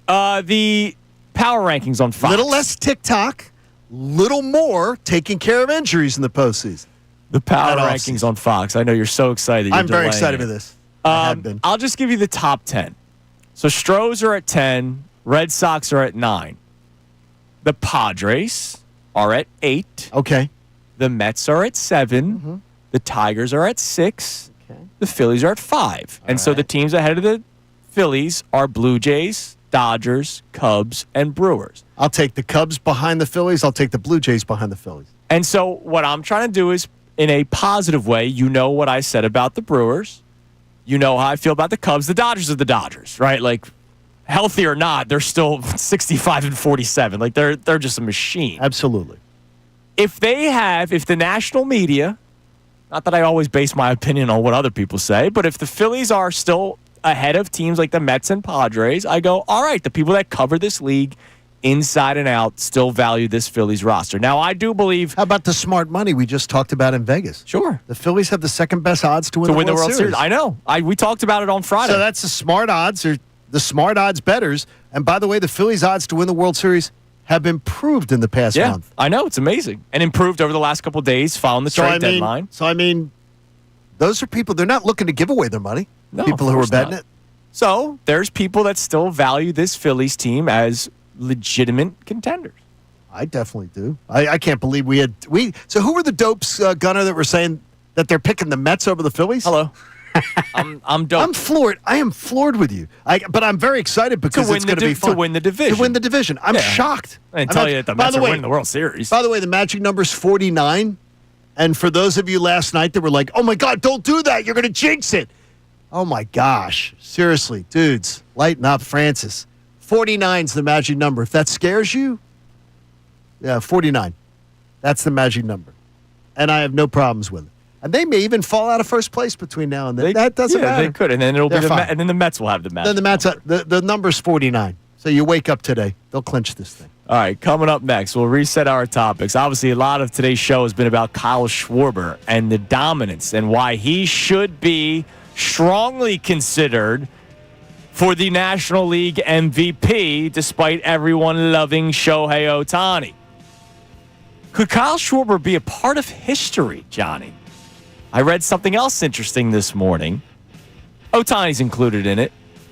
I'll tell you what it is next. It's Kincade and Salciunas here on 97.5 The Fanatic.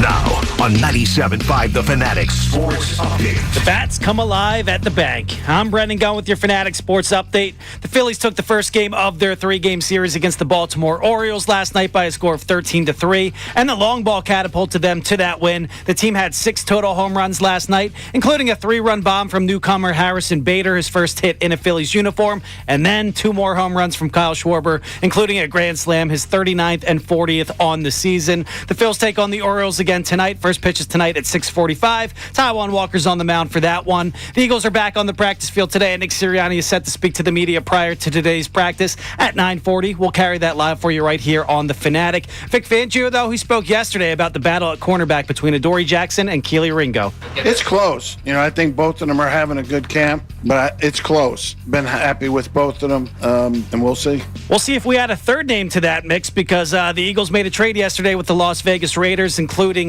they sent Thomas Booker IV to the Raiders for cornerback, third-year cornerback Jacorian Bennett. We'll see if Bennett mixes up in that cornerback battle at all heading into the regular season. I'm Brendan Gunn, and this update was brought to you by Payday. Packed with peanuts and filled with golden caramel, Payday is one hard-working candy bar. So grab one now to power you through your day. Payday Peanut Caramel Bar. Get to it now. I'm Brendan Gunn, and you're listening to the home of the best birds coverage, 97.5 The Fanatic and 97.5thefanatic.com.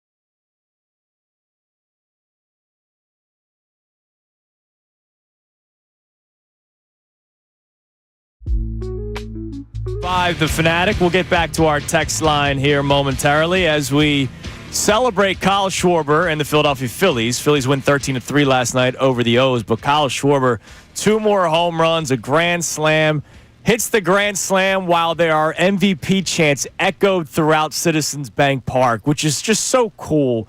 Like, I love it in basketball when a guy's at the free throw line and you hear the MVP chants. But they're just taking free throws. When you hear MVP chants and you follow it up with a grand slam, I don't know what could be cooler than that. Because you don't really hear MVP chants in football. Obviously, Philadelphia fans tried it with Saquon last year when they knew they were running the football, which was pretty cool. But it's not like he broke off a 70-yard run while there were MVP chants being chanted before the snap. Schwarber's literally hearing MVP, MVP, MVP, and it's a grand slam. That's one of the coolest things you could possibly do. Schwarber could also be a part of history, Johnny, because I read an article on Fox. Now, first and foremost, I took exception to the headline. Okay. 2025 MLB home run records tracker. Will Raleigh, Judge, and Ohtani make history? They don't have Schwarber in the headline. Pretty messed up. That doesn't make any sense. The record for most 50-plus home run hitters in a season is 4. There is a chance that we could see 5 players hit 50 home runs this year, which would set a major league record.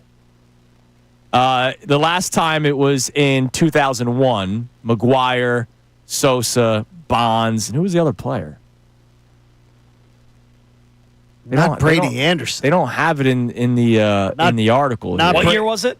In 1998 and also 2001. Not Brady. Canseco? Was he still picking it back then? Not Brady Anderson, because he had one of those weird years. Let's see. In 1998, Greg Vaughn. Wow. Oh, my God. Backyard baseball Greg legend, Vaughn, dude. That's amazing. And by the way, Albert Bell had 49, By the way, he was one shy. By the way, nothing to see here. There was nothing going on back then. Nobody was doing anything. Oh, dude, 2001, Bonds, Sosa, Luis Gonzalez, who was like 160 pounds, and A-Rod. Mm-hmm. So that was your 4. Nothing to see here. There was nothing going on in that era. They were all natural, and they all just... Jim Tomei was natural. Yeah, They had just 3. none of them cut any corners. 3 of them, Tomei, Sean Green, and Todd Helton, finished with 49. So, again, the record right now of 50-plus home run hitters is 4. There is a chance we could see 5 this year. Cal Raleigh is at 42, the big dumper. Well, he better be there. Schwarber is at 40. Ohtani is at 38. Eugenio Suarez is at 36. I skipped one player. This is where it gets difficult. Aaron Judge, because he's banged up. Judge is at 37. Sure. Now, if Judge comes back and he swings the bat just fine, he could get to 50 because we know how good he is. And has Suarez hit any bombs since he got pelted on the hand? He's been driving the ball. I don't know if he's hit a home run. I don't think he's hit a home run. He has not hit a home run yet since joining the Mariners, but he's been driving the ball. We did see Bednar, though. Yes. Wet his pants in his first opportunity. That was hilarious. In a tough situation, playing for a big team in a tough situation. Well, and we didn't see, and we saw last night, like Helsley comes out for the Mets. Big situation, clutch opportunity at home. In Bednar's defense, not because I just want to be right, which, by the way, he pitched fine in his last outing. That was a wild inning because they used 3 pitchers that They did. It was a wild inning. The Marlins scored, I forget how many runs. That game ended up being 13-12. It was crazy. And Bednar was like, oh, shoot, I'm the third guy that's got to go this inning. All right, so what do we have on the text line as we continue to talk about Kyle Schwarber and how we're trying to make the case that he should win MVP, and if he doesn't win MVP, it has to be at least close. Like, I don't want to see the votes come out and it was Ohtani got 50 first-place votes and Schwarber got 50 second-place votes. Like, it's got, like... Right, it has to be close. He deserves... I don't want baseball nerds to just look at OPS and be like, oh, OPS? Okay, Ohtani wins. Here's a great line, though. This is a great line from Skip, one of our fine listeners in the game. Skip says, he goes, I think the betting lines may have moved in the last 24 hours, but it may have been Ohtani. Yeah, it could have been. That moved the line. It could have been. Which, by the way, there was a tweet that I saw. You're listening to 97.5 The Fanatic, WPEN, WPN, HD1, Burlington, Philadelphia, Beasley Media Station, broadcasting live from the Comcast studio, powering possibilities. The fact that the two pitchers for the Guardians, got right away suspended until the investigation. And Ohtani was just like, correct. oh no, it was Ippei. Okay, yeah, and guess what? When Ippei gets out of prison, I will tell you this, that's the Netflix special to watch. Or the next 30 for 30. I guarantee you. You heard Ippei on the phone say, "My name is Shohei Ohtani" in pure English. And Ohtani does not speak English. Allegedly. Ichiro didn't speak English either. How was his Hall of Fame That's a fair speech? point. See? That's a Yes, fair there Hall point. you of go. Fame speech was great. Yes. I'm just saying. Just saying. Just saying. Yeah, I mean, Duran had the interpreter there the whole time, but he didn't need him at all. So you never know with these guys. You never know. Sometimes they might just not want to talk. It's just interesting that these two guys were being investigated, so they're And not it didn't- playing. Yeah, nothing to see here. It's not that they weren't found guilty yet. They're being investigated, but they're not pitching. No, they assume guilt on the on the Guardians players, excuse But me. Ohtani's just like, Ohtani, no, nothing to see here. Ippei. Just move on. Ippei's the fall guy. And when he gets out, I promise you, when he gets out, he will live a beautiful life. When he is out, he will live a beautiful life. You're acting like he's in Guantanamo Bay right now. Well, I guarantee you that. He's probably in a great prison. No, I guarantee you that. He is going to live a beautiful life. Eating 5-star meals. Let's go to Jack in Delaware who wants to talk about Schwarber. What's up, Jack? What's going on, fellas? Hi, Jack. Just calling in just to sing his praises. I think he's the greatest baseball player on the planet. I don't care about Ohtani. I don't care about Judge. He's amazing. That was great last night. I was there. The last time I feel like I heard the bank cheering MVP votes, or MVP was that 2021 season when Bryce was out there patrolling right field. So every time he hit a home run. But it's cool. Like when Harper's getting it, it's when he's running out to right field. Like Schwarber was up to bat, hearing MVP chants, and delivered a grand slam. Like, what was that like for you? That atmosphere, being a part of the chant, and then seeing him hit the grand slam. It was crazy. That was one of, other than the bat spike, that was the craziest crowd pop I'd ever been a part of. Yeah. At the bank. That was nuts. It was great, and there's not really much else to say. I mean, if Schwarber can get up to like 270, 275, how can you not give him first place votes? He's already at 40. He's probably going to touch close to like 55. I mean, there's 50 games left. I mean, even if he goes on a cold streak and only hits 10, he's going to hit 50. Right. Like, I don't even need. Go ahead.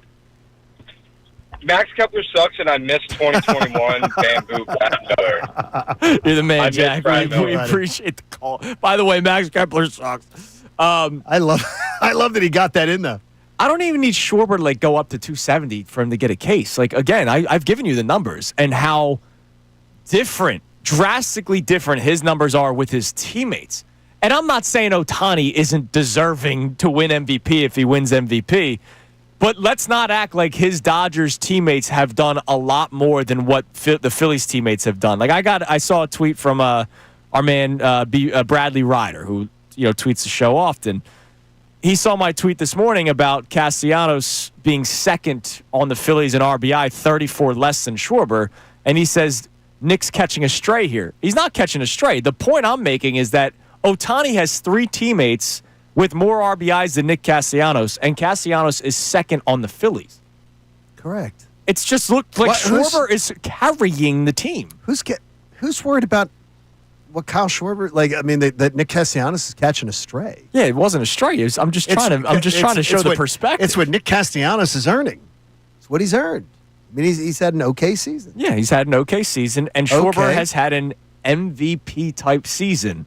Big and it's difference. So drastic, the difference between him and all his teammates' statistics. Whereas Ohtani, there are guys that are close in certain statistical categories.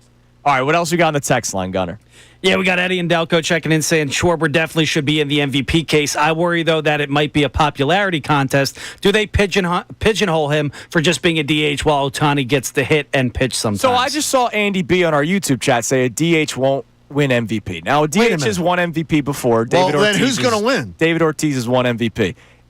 So Shohei Ohtani, Isn't it? He's pitched 15 innings this year. and that's what he is. He's not a pitcher. I understand, look, they're still working him back. So it's not like Ohtani has been pitching all season long, which is why if he's been pitching all season long and he's got his 2+, his sub-3 ERA, yeah, it's not even a question that the guy wins MVP. But he has thrown 15 innings this year. All right, 15 more innings than Kyle Schwarber. When he's not pitching, he is a full-time DH. Correct. He's not a pitcher. He absolutely is. This year that's what he is. He's pitched 15 innings. He's been an opener this year. That's what he is. I mean, he's not. You can't say he's anything else. And because of the cramp issue that he had, I'm sure they'll be hesitant to. Oh, I think they're going to let him go deep into games. And I'd worry about it too. By the way. Yeah, I would absolutely be concerned about it. And so it's not like I get it. Ohtani has pitched, but have you valued Ohtani as a pitcher this year? No, nobody has. No, nobody's even talking about it. He's not in the mix, and no, that shouldn't be some edge that he gets. Right. It's just ironic because he pitched 15 innings, but then it's the storyline was Ohtani told the Dodgers, "No, I'm pitching," and that's what dominated the headline for a week. Was Ohtani said, "Put me on the bump because everybody's injured," and it makes him look like a hero. Exactly. They definitely made it look like that. And so then if it's not one of those he may have bet some first inning pitching. He may have. If it's not Schwarber or Ohtani, then it's Pete Crow Armstrong, and I don't think he's done enough to be in the conversation. But he's not done enough for me to say, yeah, he's ahead of two guys just because he plays center field. Now, could this come down to a team thing? If the Phils go on a big run to end the season and Schwarber's a big part of that, and the Dodgers kind of falter back a little bit, maybe the Phils somehow get hot enough to get the top seed in the NL. Does that benefit him in the MVP? It shouldn't be a team award, but if you look again at the numbers at Schwarber versus his teammates, then I think that gives him a little bit of a bump. I just don't think, and I'm not trying to be disrespectful to the voters and the writers in Major League Baseball, I don't think they look at all that stuff. No, I don't think that they do enough of their homework. I don't. I think they have preconceived notions also. And by the way, we all do. So I'm not saying that we all don't have internal biases. But when you have a vote and you're supposed to put your internal biases aside, right, and do your research and say, okay, my biases have to then be justified. I don't think they do that. A lot of them do not do that. If Ohtani's been pitching all season long, it's not a question. Correct. Oh, no. But he hasn't. Well, no, if he's been pitching effectively and doing that, then it's not all pitched season. 15 innings this year. All right, coming up next, we have today's headlines with Brendan Gunn. Jeff McClain joins us at 8:25, as he does each and every Tuesday. Amy, who's been working a lot Friday, Monday, she's got our 9 o'clock hour hit today, as well as Andrew DeCecco, so that we can get some more information on Jacorian Bennett, who the Eagles traded for yesterday, cornerback. They moved on from Thomas Booker. But before all that, today's headlines with Brendan Gunn comes your way next. It's Kincade Salciunas, 97.5 The Fanatic. Philadelphia Union Soccer. Yes! Yeah!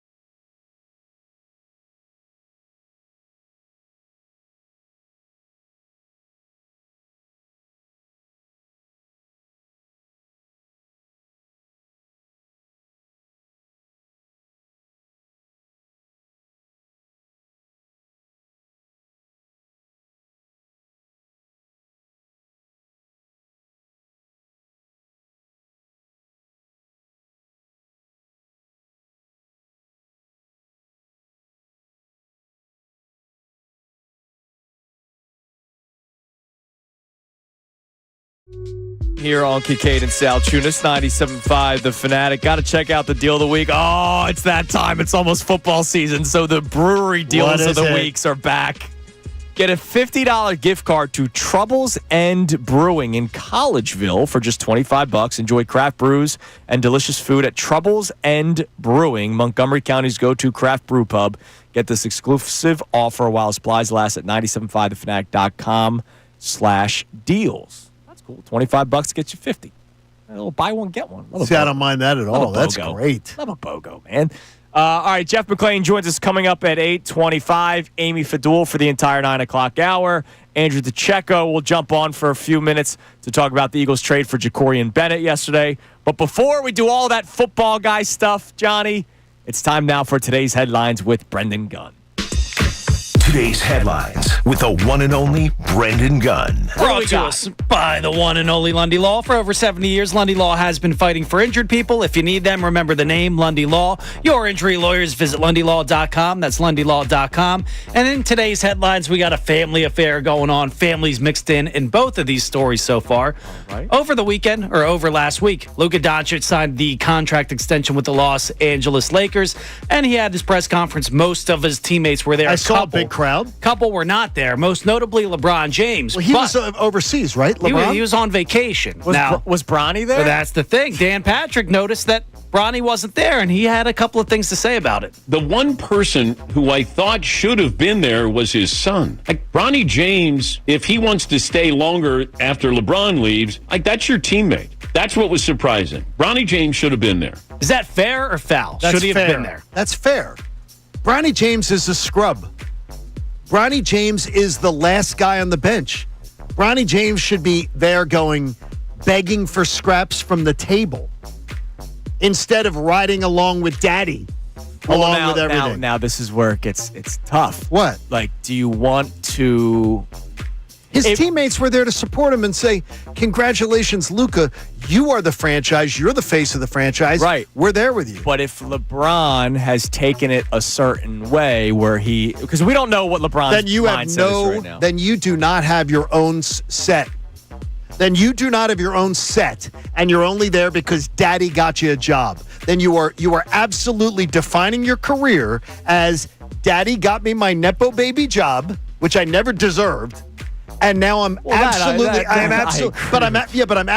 confirming it by I'm not going to do anything that might annoy daddy. That's pathetic. Maybe that is worse. Maybe he feels like he'd be stabbing his dad in the back. That's worse than pathetic. I don't know. Yeah, because they went out and got another great player. It's amazing.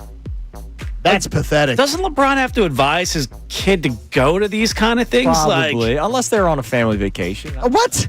A family vacation as NBA basketball He's a grown man, Andrew. Family vacation. Dude, no, he's a grown man. He's got a job This isn't a guy working a 9 to 5. We've never seen father-son on the NBA court at the same time either. He's got a grown man, and we never should. And by the way, we never should have in his situation. I'm telling you this right now. We might never again. If we never should have. LeBron's not on the Lakers, Bronny's in the G League. I hope he's not in the G League.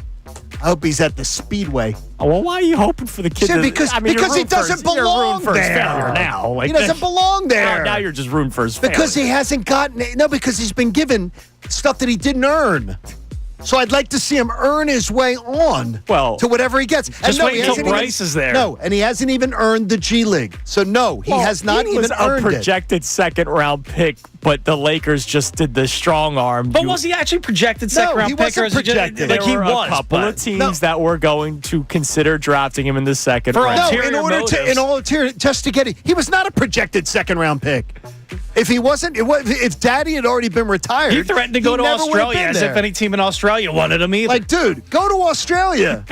Go swim with the Crocs. All right, moving on to the next family affair. We know ridiculous. You're rooting for a poor kid's life. A poor kid. He hasn't been poor day in his life. Guy's been a billionaire since he was born. Hey, Daddy, Daddy, can I get another one? Poor kid. Poor kid's just trying to ball. Oh, yeah, trying to ball. Yes, oh, my God. all right, moving on. Training camp's going on right now. NFL Network's doing their tour to training camp. They're in Philadelphia last week, and they went down 95 a little bit to Washington. And they had quarterback Jaden Daniels on their show afterwards. And then, someone else pops up to interrupt it. Come over here and you can talk into my mic. Just real quick. Sorry, Jaden. Yeah, all good. This is too good. I'm very proud, proud of him, the athlete, the man you guys see, and, you always need your mamas around, so. Does his mom have to be at training camp in every waking moment of his life? Eli Apple's mom? Yeah, I know. I'm telling you this, she is bad news. She's bad news. Like, she has to go away at some point, right? Like, Mom. I don't know, Mom, man. go away. He's a grown man. He's got a job. Like, leave him alone. Go live your own life. He's trying to, watch Juju Watkins in college basketball. She's there. He hops out of an Uber on a date. She's there. Yeah. That's bad, man. I love moms, but you got to go away. That's you got to terrible. get out of here. What do you mean by that? I love my fiance. I love moms in general. They're great people. That's not what your shirt said. Your shirt said initials. There's a tab on some of those sites for that if you need it.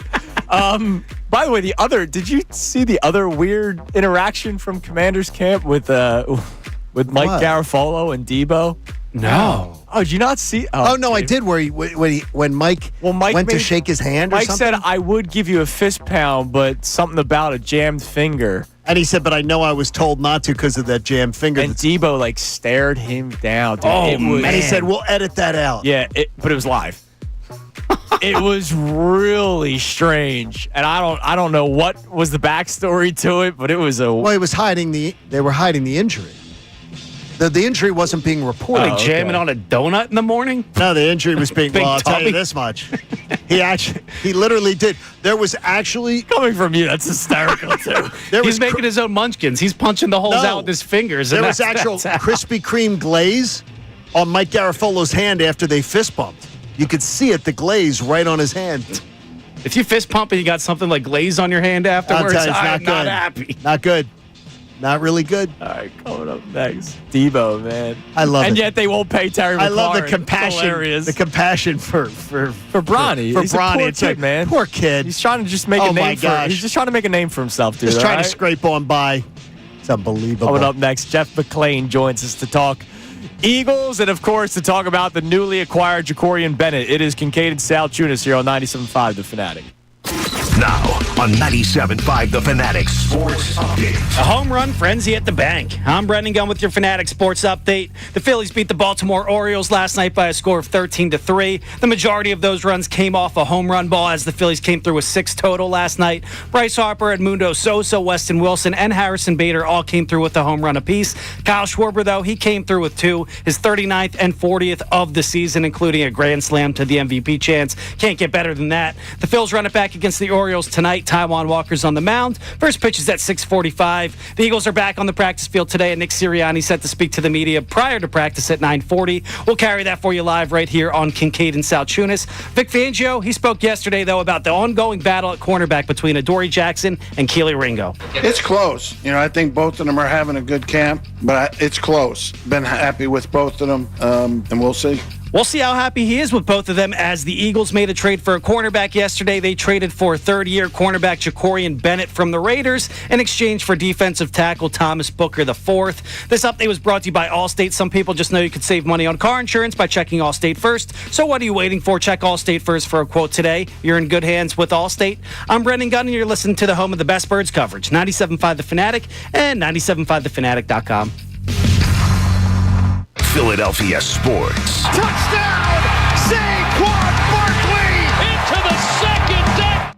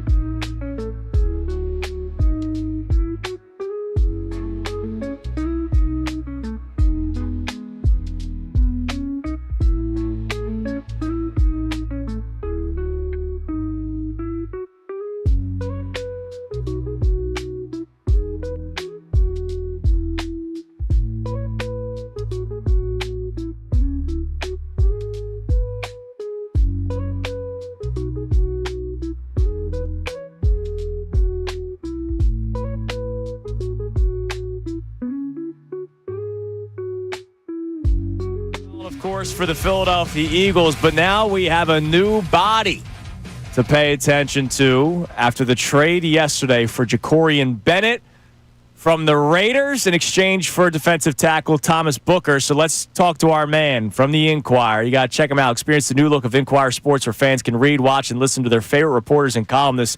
Go to theinquirer.com/sports. Our man Jeff McClain joins us on the Comcast Business Hotline, where every day in business is a big day. Let Comcast Business help you move forward with what's next. Jeffrey, good morning. How are we today?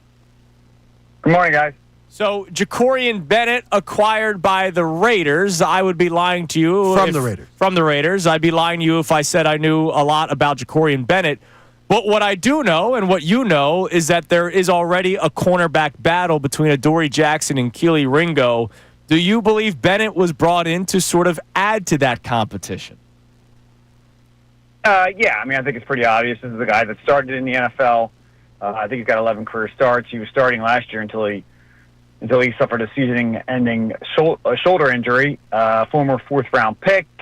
I think it was maybe not a scheme fit in what Pete Carroll wants to do there in Las Vegas, and he was expendable. And the Eagles have some depth at defensive tackle, and some of the younger guys are kind of starting to make pushes for the roster. So they thought that Thomas Booker, on their end, was expendable. So, if you look at the cornerback competition between Adoree Jackson and Kelee Ringo, I know Vic Fangio said that he was pleased with the way it was going. It was close. Actions speak louder than words, and I think this suggests that they want to put someone else into the mix. And I assume that when Bennett gets here, he will probably, at some point in time, get reps with the ones. Jeff, I'm a dork with this stuff, but I'm looking at fourth-round picks from that draft and the amount of snaps that he's played. He really has played significant time compared to a lot of his peers in that draft. So he's a guy who has gotten his chance. Even with injury, he would have even gotten a lot more snaps. So this is a guy who is coming in with some pedigree. Yeah, and I think he was taking the pick right before the Eagles took Kelee Ringo. I don't know if that suggests that they maybe would have taken him at that spot if he had been available. But clearly, this is a team that they did. This is a player that they did a lot of work on prior to the draft, and saw the opportunity to get him. There's a lot of connections now between the Eagles and the Raiders because former college scout with the Eagles, longtime former college scout Anthony Patch just went over there. Brandon Hunt, who had a high role, a large role in the Eagles front office, just went there. John Spytek, who's now the GM, he had previously been a scout with the Eagles, so I guess they figured they could get something done, and I'm sure that Hunt and Patch knew Booker well enough to bring him in, and I think the same applies to the Eagles. Now, Vic Fangio, I love his press conferences because he doesn't hold back punches. If you're worthy of praise, he'll praise you. If you're worthy to be called out for needing to improve, like Bryce Huff last year, he would do that. So it's not like he has gone over the moon talking about Kelee Ringo and Adoree Jackson. So how much do you believe Vic Fangio was a part of this decision? Well, I mean, Vic's involved in terms of the defense, yes. I mean, he's involved in every decision. He probably tells them what he thinks he needs. But as he made complicit the other day, and we was talking about the Eagles signing Adoree Jackson, how he does what ultimately he thinks he should do.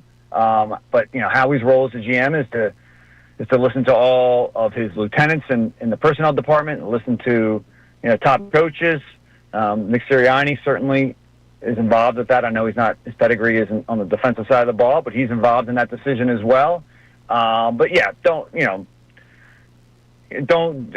listen always to what Fangio says. I mean, I think he carries a lot of weight when it comes to making decisions in terms of personnel.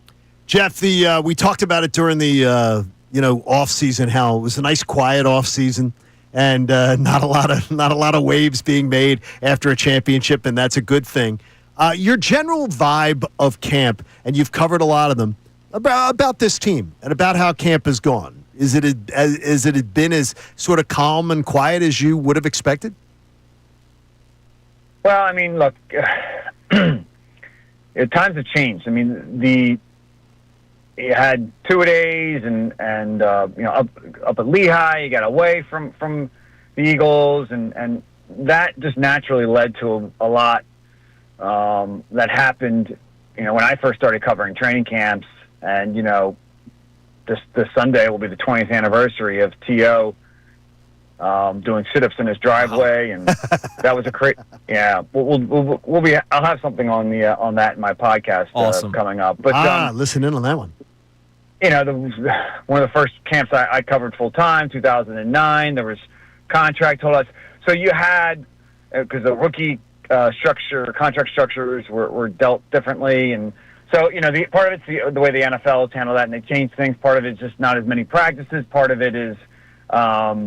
There isn't as much access, so you're not seeing and hearing and talking to as many players and coaches, and so the Eagles have done a better job of controlling the message in that regard. So that plays into it. Now you look around the rest of the NFL, and even specifically the NFC East. There's some drama going on with the Cowboys and with the Commanders. So it's not like it doesn't happen around the league, but. The Eagles are coming off a Super Bowl. They had a good offseason. Nothing I think was a huge major surprise, at least based upon the moves that Howie made. Maybe the C.J. Gardner-Johnson thing could spill over. But, it's been drama-free. They haven't had any major injuries. It's the way they want it. But, all that being said, look, nothing – we won't know anything, we won't know anything until the season starts. So, this is just all kind of a preamble to the season. Now, we blinked, and all of a sudden, Thursday's the first preseason game against the Bengals. Unbelievable. Any players you're expecting to see that obviously Eagles fans would want to see, and is every player in a position battle expected to play on Thursday? Fangio seemed to suggest that Andrew Makuba wasn't going to play. He's still not completely back from that shoulder injury he suffered early in camp, so we won't see the second-round rookie. I'm certain we'll see Jahad Campbell, we'll see Smile Mondon, all the other rookies. And I imagine, like we spoke about the cornerback competition, that has to play itself out. Even if Bennett is coming in, so I'm certain Jackson or I assume that Jackson and Ringo will play. I'm not sure about Tyler Steen. I think that right guard spot is pretty much all but wrapped up. You haven't seen really anybody else take a snap there, so I'm not sure if he'll play or if any of the starters on the offensive line, or really for that matter on offense, will play. But we know what's happened to the preseason, right. And typically teams, and especially the Eagles, don't want any of their key guys to get hurt, and they use more of the joint practices, which the Eagles will have next week with the Browns, 2 of them on Wednesday and Thursday. They use that as a way to get the players ready for the season. So, Jeff, what can we actually take away from a preseason game in August? Like if you were to say, what can we watch and say, okay, there's something tangible you could take away from watching the first preseason game? Yeah, like I said, the rookies here I have yet to see. Jahad Campbell's still in the mix to start an inside linebacker. I'm sure Jeremiah Trotter's going to play. That job has not been, given to him. But are we seeing them play against anybody that really we can judge them as whether they are? Or are we seeing them play against other guys that are probably not going to be starters in the NFL? Probably. I don't know specifically what the Bengals have planned, but it's happened before where the Eagles have played their, second and third units and fourth units against, their second unit to start against the first unit. So it's possible, but I have yet to hear what the Bengals are going to do. Jeff, we appreciate the time as always. We'll check out the podcast, Uncovering the Birds. You do a great job with it. But I'm listening on the plane. Can't wait to hear more about the TO 20 anniversary. It's amazing. Thanks for the time as always, Jeff. All right, guys. Thanks a lot. Talk to you soon. Yep, there he is. Jeff McClain on the Comcast Business Hotline from the Inquirer. Look who's already here. She loved doing the show so much that she came in early today. She got up early with you, and then, man, she's like here. She's Amy Fadul, she's always there. Ready to go. All right, coming up next, we get back to the Phillies. A very interesting nugget in an article that I didn't read until after yesterday's show. Okay. Is one big-name Philly fighting for playing time It's Kincade and Salciunas here on 97.5 The Fanatic.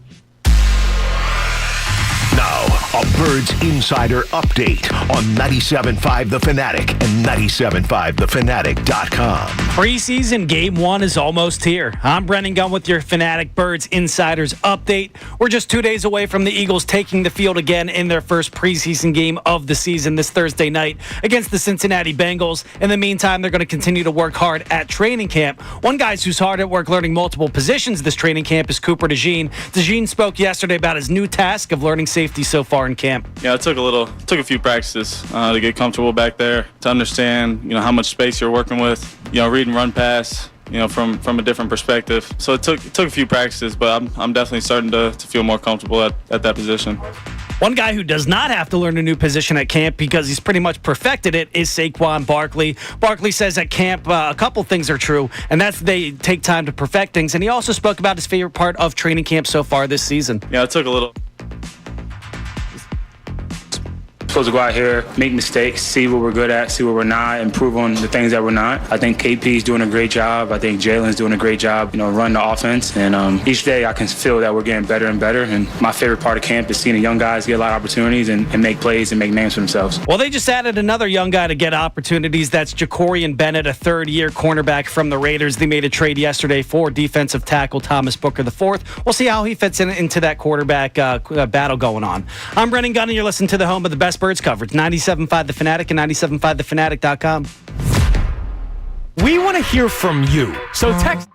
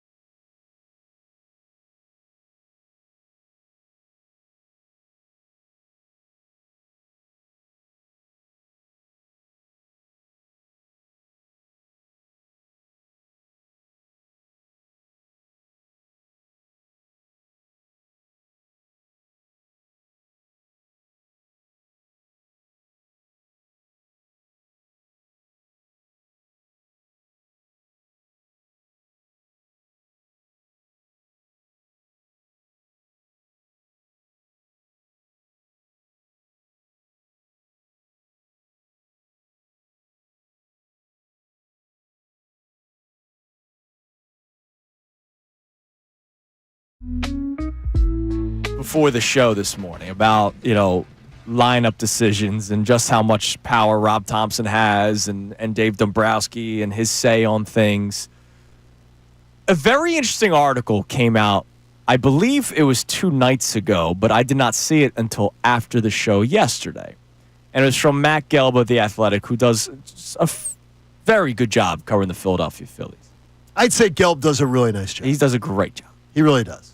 So we've been trying to figure out what this outfield situation is, right? Like, if you figure it out, tell Dave Dombrowski. Right.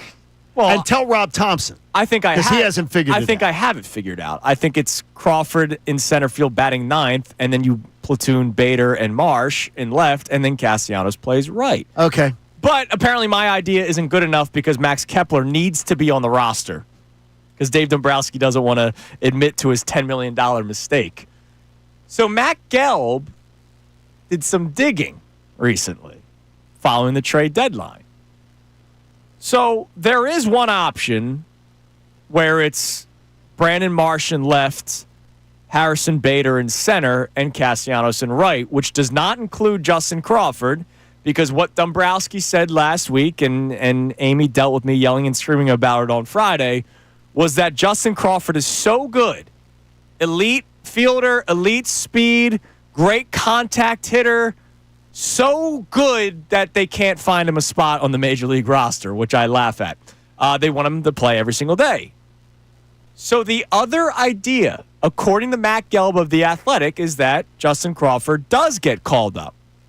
And he does play every day, which they want him to because they don't want him to get called up and sit. Which means Castellanos could become a platoon player. According to Matt Gelb, Crawford would be your everyday center fielder or left fielder because now all of a sudden they're trotting that out in AAA. And then you could do against left-handed pitching, it's Bader and Castellanos. But against right-handed pitching, it's Bader and Marsh. Is there a chance that we don't see Castellanos, who cried over being pulled for defensive replacement? No. But here's where I find it interesting. Even though you go, no. No, because Gelb, though, I will tell you, Gelb knows 100 times more of what's going on potentially. Right. So you got to take it seriously. But I'm saying to myself, no is what I'm saying is no. These guys, they are literally, they get in their own way. They tell us that there's not a spot to bring up one of the best players in AAA all season. One of the best players. All season, consistently. And you're telling me that there's not a place for him and you keep trotting out Max Kepler? So what I'm saying to you is no. Not on the report by Gelb, because he knows 100 times more than I know about what's going on with their thinking.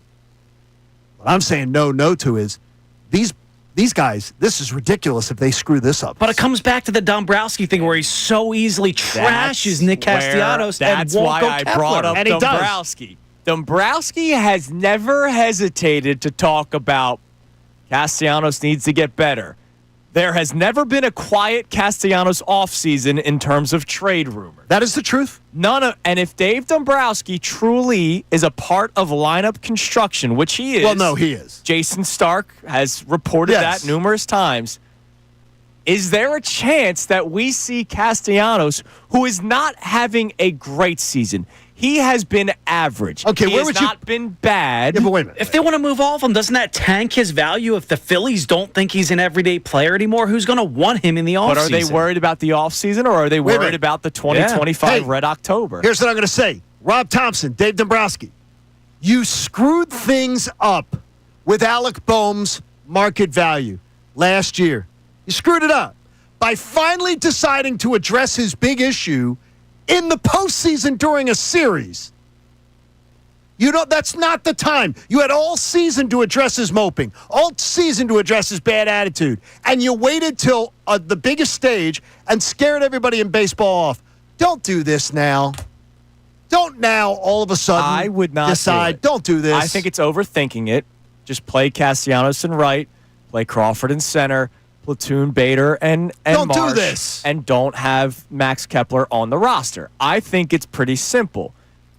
But there could be a chance where there's days where Bader and Marsh are in the outfield at the same time. Oh my if gosh. they do call up Crawford, and that means Castellanos gets put on the pine. Dude, I cannot live if they go this platoon thing with Castellanos on the bench and we lose in the postseason somehow because it's one of the platoon games where Castellanos doesn't play and Marsh goes 0 for 4. Like, I'm not sleeping with that because Castellanos ridiculous. shows up in the postseason. Now, he goes cold in the postseason too, Yeah, but he's shown up every enough. single year we've been in it. Yeah. The last 3 years, he has had playoff moments. He's had playoff moments. He's carried you 2 years against the Braves. He's had big moments in 22 and 23. Mm-hmm. The Mets series, he was one of your best bats.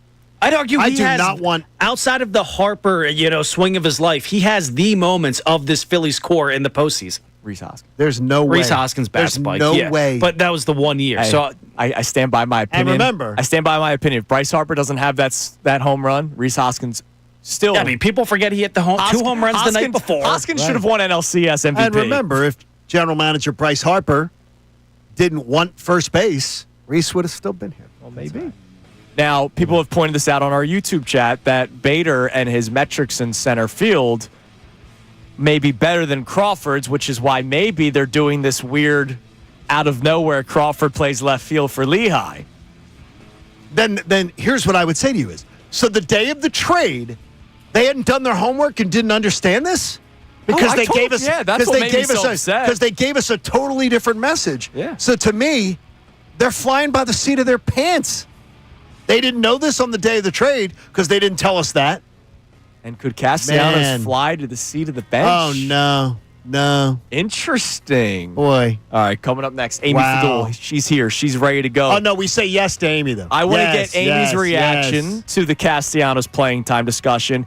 And right at 9 o'clock, so Amy comes in 8:55, but right at 9, we're going to do a quick 5-minute check-in with Andrew DeCecco, the check-in, because I want to get some information about Jacorian Bennett and just how close this competition could be for CB2.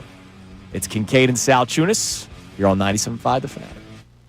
Now on 97.5 The Fanatic Sports Update. Philly digs the long ball. I'm Brennan Gunn with your Fanatic Sports Update. The Phillies took the first game of their 3-game series against the Baltimore Orioles last night by a score of 13-3, and the long ball catapulted them to that win. The team had 6 total home runs, including a 3-run bomb from newcomer Harrison Bader, his first hit in a Phillies uniform, and then Kyle Schwarber. He came through with 2 home runs of his own, including a grand slam, his 39th and 40th homer on the season. The Phils take on the Orioles again tonight. First pitch is at 6:45. Taijuan Walker is on the mound for that one. The Eagles are back on the practice field today, and Nick Serriani set to speak to the media prior to today's practice at 9:40. We'll carry that live for you right here on Kincade and Salciunas. Vic Fangio, though, he spoke yesterday about the battle going on at cornerback between Adoree Jackson and Keely Ringo. It's close. I think both of them are having a good camp, but it's close. Been happy with both of them, and we'll see.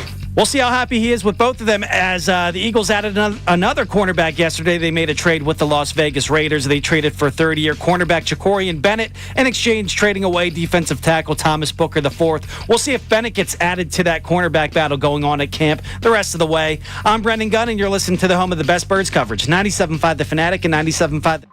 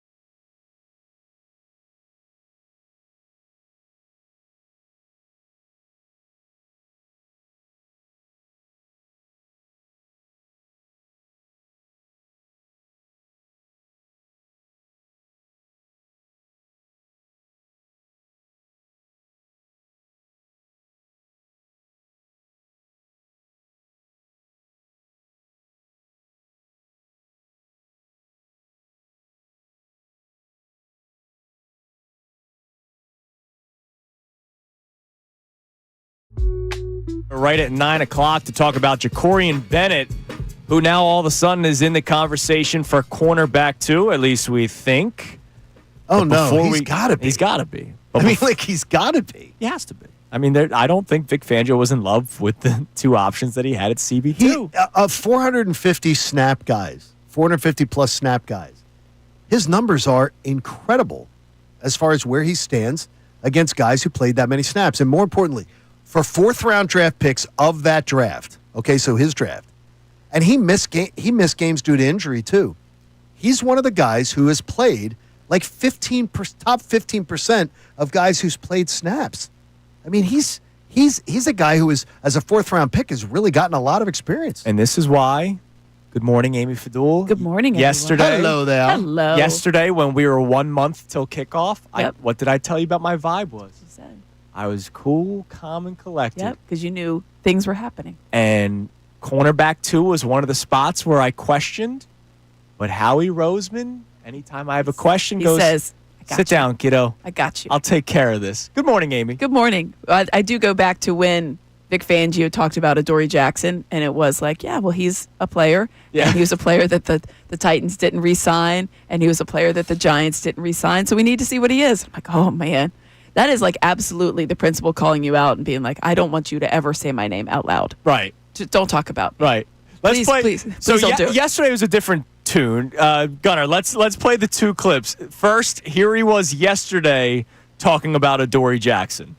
Been good. I think Adoree's had a good camp. I think he's competing well. I think he's focused with a good mindset, like where he's at right now. Short and sweet, as well as his opinions on Keely Ringo. Yeah, I think Keely will be a good tackler. He is a good special teams player. I don't think tackling will be his issue at all. Now, he is short and sweet when it comes to the praise. So maybe those were compliments from Vic. And then a few hours later, they make the trade.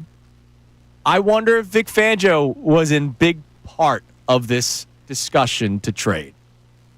Discussion of saying they need another body? Yes. Maybe? Yes. We need another discussion corner, of like studying the tape and making the choice. I doubt it.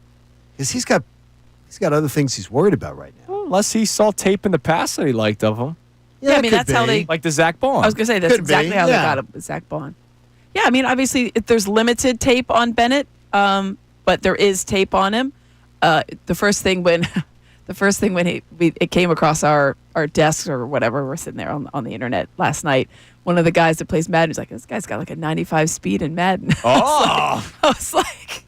The fact that just shows you like who we work with. I'm I love that kind I'm surprised the Jets didn't go after him. Right, exactly. I was like, I love that you know that off the top of your head. Shout out Summers, but that was good stuff right there. I was like, oh, so then of course we deep dive and we saw some of the metrics that John was just talking about. But yeah, I think it's a testament to the fact that they want to have another. If this guy is supposed to be somebody, if they think that he can be somebody, then compare the people that you already know against him, right, and vice versa. So I think that's probably what it is to make it more of a competition. All right, what did you make of the Castellanos report from Matt Gelb? Yeah, so that was interesting. Obviously, we read that last night, and he had a lot of numbers to back up what he talked about, and it was really still, speculation to a certain degree, right? It was just like, hey, this could happen if they decide to go with Bader full time in center field. Then they do Justin Crawford maybe in left, and you brought up the fact that they had played him in Lehigh Valley in left just to try him out, and then Nick Castellanos, and that's when everybody's like, wait, what? You're going to do what? You're going to have 3 platoons? 3? You're going to put and four, potentially second base. Well, I was right. like 4 if you count in that, as we've seen with Edmundo Sosa. And I thought it last night when I saw that lineup, but I know that's their right-handed pitching lineup. But it is just, Weston Wilson, by the way, has 2 more innings, or Shohei Ohtani only has 13 more innings pitched than Weston Wilson. So right. So let's not use the pitching I was as heard to that why and he I was should like, be Weston in the Wilson MVP. pitched 2 innings this year. Right, exactly. Luzardo starts. So we're going to continue talking about Schwarber and everything else going on with the Phillies because I continue to make the case today, Amy. We started this yesterday, you and I. I'm still going to hammer home the case that Kyle Schwarber, even if he doesn't win MVP, he should be a very close runner-up. Yeah, those odds were ridiculous. That's crazy. Minus 8. Yeah, I did see a change. They changed big time overnight. Hopefully it continues. I think Ohtani placed some wagers. He may have. Ipe. Him and Ipe. You're listening to 97.5 The Fanatic, WPEN HD1, Burlington, Philadelphia.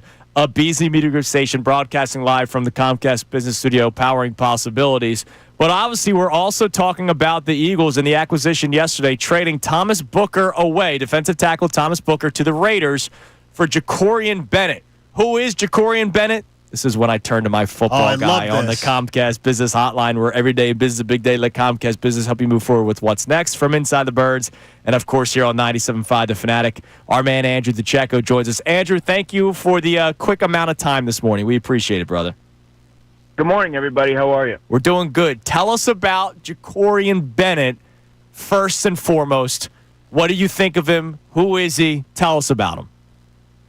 Well, he was a player that I evaluated extensively leading into the 2023 draft, along with fellow Maryland corner Deonte Banks. But this is a twitchy corner. He's very fast, 5'11", 195 pounds. So he has a build similar to Adoree Jackson, but he's an outside corner. And I think that he has some really good instincts and ball skills. 11 pass breakups over 24 games, started 11 games. I really like this tape, and I think this is a really good upside addition for the Philadelphia Eagles, who don't seem to be fully comfortable with their top two cornerbacks vying for that starting spot opposite Quinyon Mitchell. I looked at how many snaps he's played, and then I was looking at guys in his draft that have played that many snaps. And considering the games that he's missed, he's been one of the most used players out of that draft. I mean, so obviously the Raiders either were in real need or they saw something they really liked. Mm-hmm. Well, they have some connections there with the Eagles and their front office, so that probably played a part in it. They also needed some defensive line depth, and I think Thomas Booker IV provides that.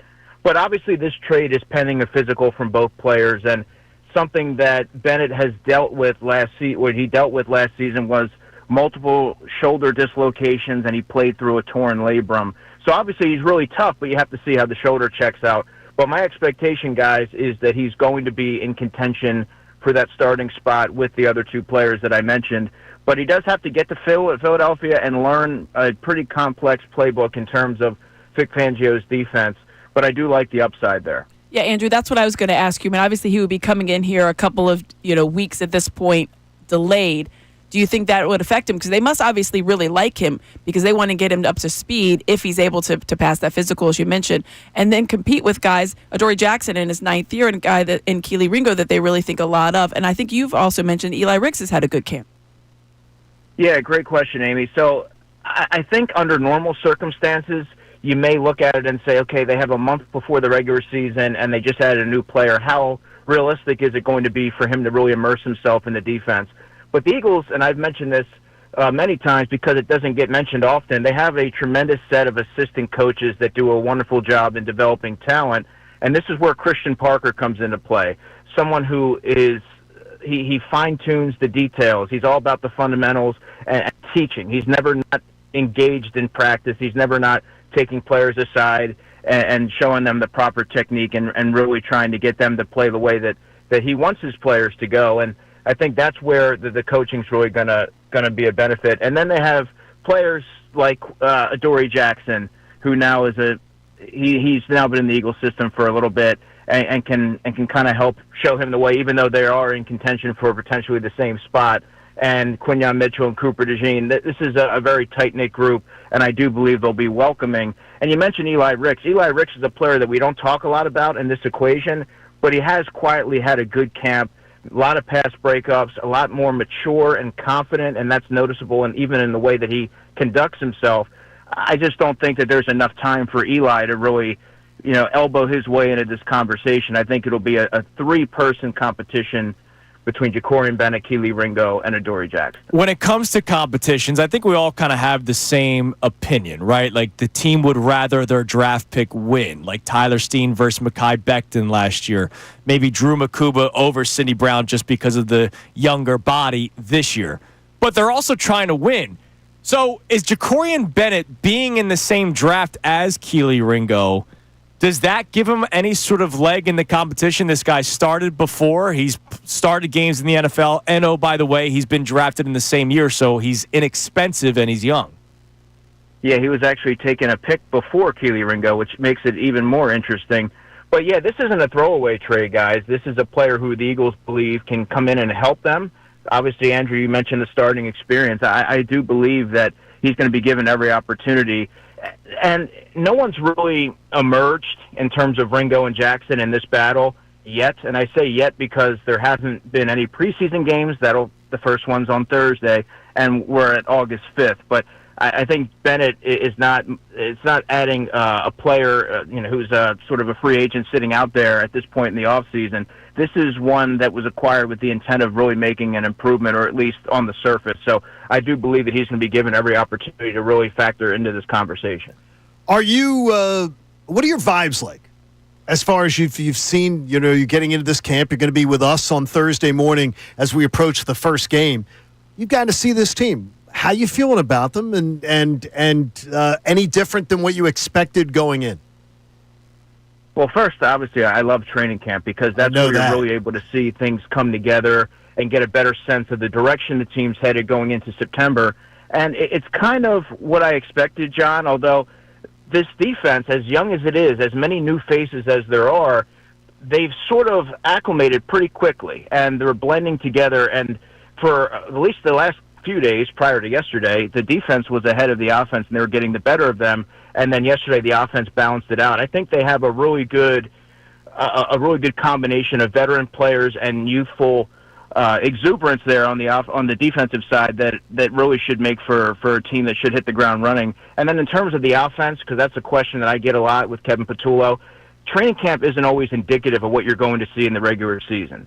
It's not always indicative of what you're going to see in the preseason. Obviously, that's very vanilla. We'll get a better idea of the look of that offense, of its complexion in September, but I'm expecting more of like a West Coast offense, timing-based, a lot of crossing routes, which is what we've seen here. And then Jalen Hurts, who obviously we have to talk about, has had a good camp. He's really in full command of that offense. He's delivering the ball with timing, and he's fitting the ball into tight windows, John. He's attempting passes that, frankly, 2 years ago he's probably not even attempting, and throwing passes inside the numbers as well. So I think that it's checked off a lot of boxes in terms of what I was looking for through the first 9 practices. But he threw interceptions, Andrew. Oh, man. We're charting those camp interceptions. Season's over. DeCecco hasn't been doing that. I know, he doesn't do that. He just hasn't been doing that. All right, Andrew, listen, this was the appetizer because you're going to be doing Unfiltered today from 4 to 6, and then you're going to be doing your own show from 6 to 8 tonight. Wow. Which we're looking forward to. So we appreciate you coming on for a few minutes to talk about Ja'Cory Bennett today. Of course, guys. Anytime. Have a great day. You too, man. There he is, Andrew DeCecco, one of the hardest working guys in the business. Love on it. the Comcast business. I still haven't seen the black notebook, though. No, not yet. The hardcover black notebook. Well, he doesn't need a like to notebook show either. He doesn't really need one. The notebook. He's amazing, man. Exactly. All right, coming up next, I heard something this morning that just fired me up, dude. Last year, remember when we heard A.J. Brown talking about how good Quinyon Mitchell could be? Yeah. Just from camp. Yeah, because they trash talked him. They were trash talking. He was like, look, this guy's going to be a player. This year, Saquon Barkley is talking about another rookie. Uh-oh. It's Kincade and Salciunas. Amy with us for the remainder of the show. You're on 97.5 The Fanatic. Previous.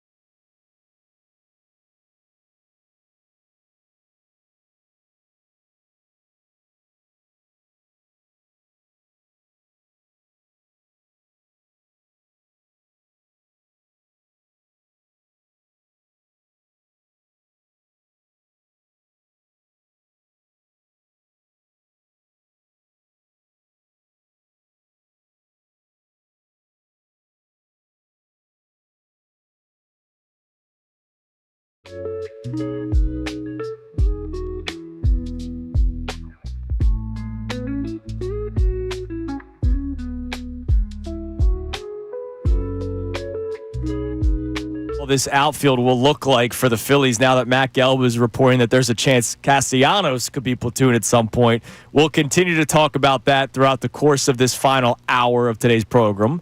Amy Fadul with us today. Program? Yeah, when did that start? What are you, 108? What are you, 108? Why?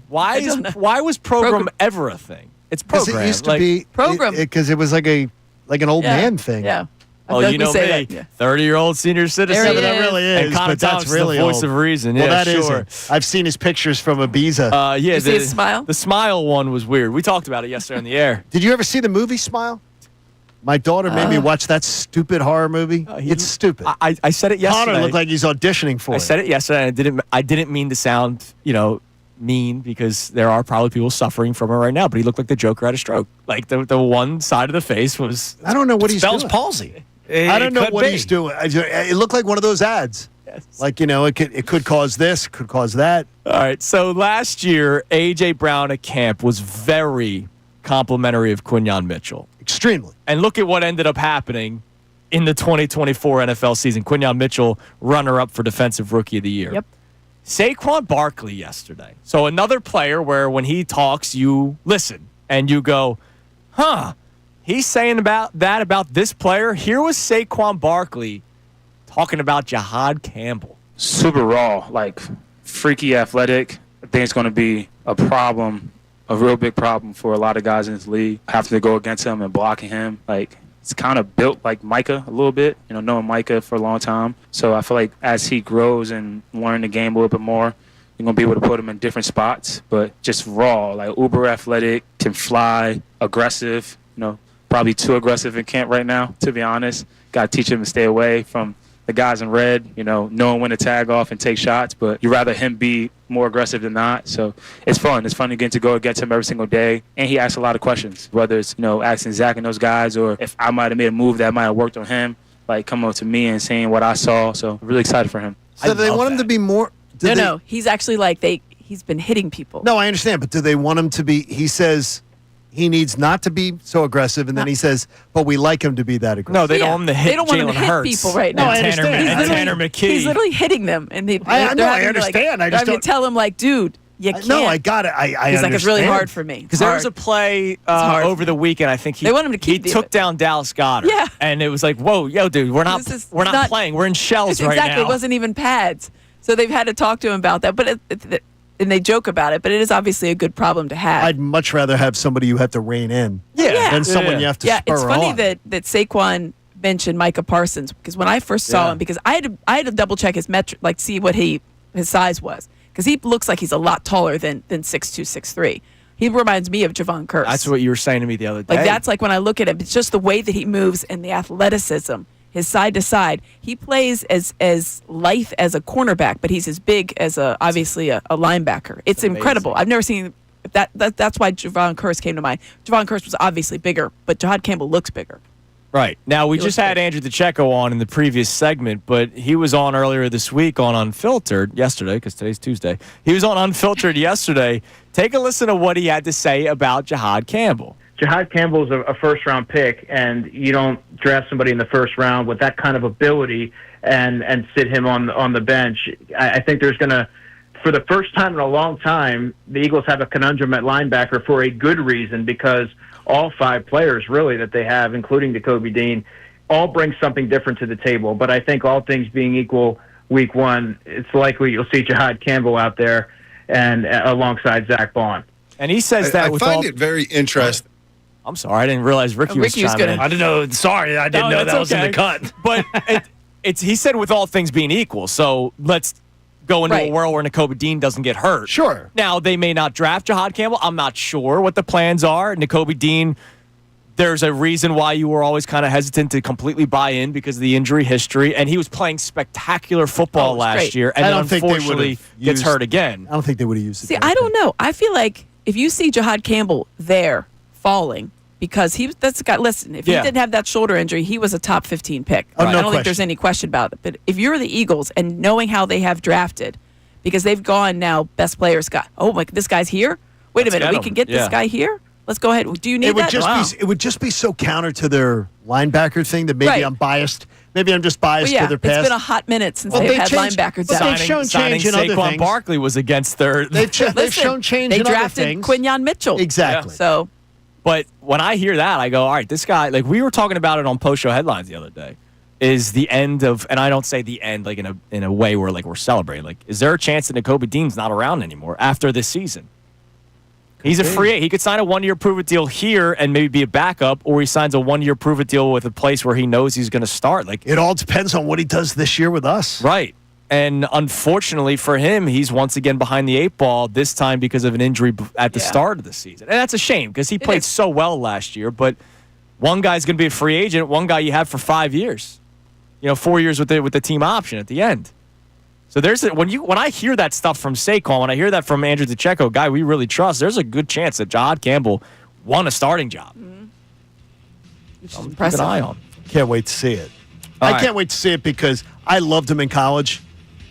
I just hope he's healthy and ready to go. Yeah. He looks pretty good. Absolutely. Looks pretty good. All right, coming up next, we'll continue our Phillies discussion. Kyle Schwarber making the case for him to win MVP, what they're doing with the outfield. Also, so ESPN is doing tours around camp right now. Dan Graziano took some note about Saquon Barkley. You and I have talked about the workload and how it's probably going to be less this year.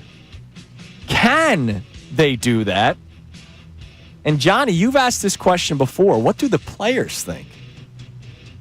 Dan Graziano took some notes. I would imagine. It's Kincade and Salciunas with Amy here for the remainder of the show. 97.5 The Fanatic. Now on 97.5 The Fanatic Sports Update. Another game, another 2 Schwarber bombs. I'm Brendan Gunn with your Fanatic Sports Update. The Phillies beat the Baltimore Orioles last night by a score of 13-3. The majority of those runs came off the home run ball, the long ball. The Phillies came through with 6 total last night. Bryce Harper, Edmundo Sosa, Weston Wilson, and Harrison Bader all came through with the home run apiece. Kyle Schwarber, though, he came through with 2, his 39th and 40th of the season, including a grand slam. The Phils run it back against the Orioles tonight. Taijuan Walker's on the mound. First pitch is tonight at 6:45. The Eagles are back on the practice field today, and Nick Serriani is set to speak to the media in about 20 minutes at 9:40. We'll carry that live for you right here on Kincade and Salciunas. Vic Fangio, though, he spoke yesterday about the ongoing battle at cornerback between Adoree Jackson and Keely Ringo. It's close. I think both of them are having a good camp, but it's close. Been happy with both of them, and we'll see. We'll see how happy he is with both of them because the Eagles made a trade yesterday with the Las Vegas Raiders. The Eagles received third-year cornerback Jacorian Bennett in exchange for defensive tackle Thomas Booker IV. We'll see how Bennett mixes into that cornerback battle as training camp progresses. This update was brought to you by Mercedes-Benz. Looking for an exceptional driving experience? Experience the power, precision, and intelligence of an iconic Mercedes-Benz SUV at your local Mercedes-Benz dealer today. I'm Brendan Gunn, and you're listening to the home of the best birds coverage, 97.5 The Fanatic and 97.5 The Fanatic.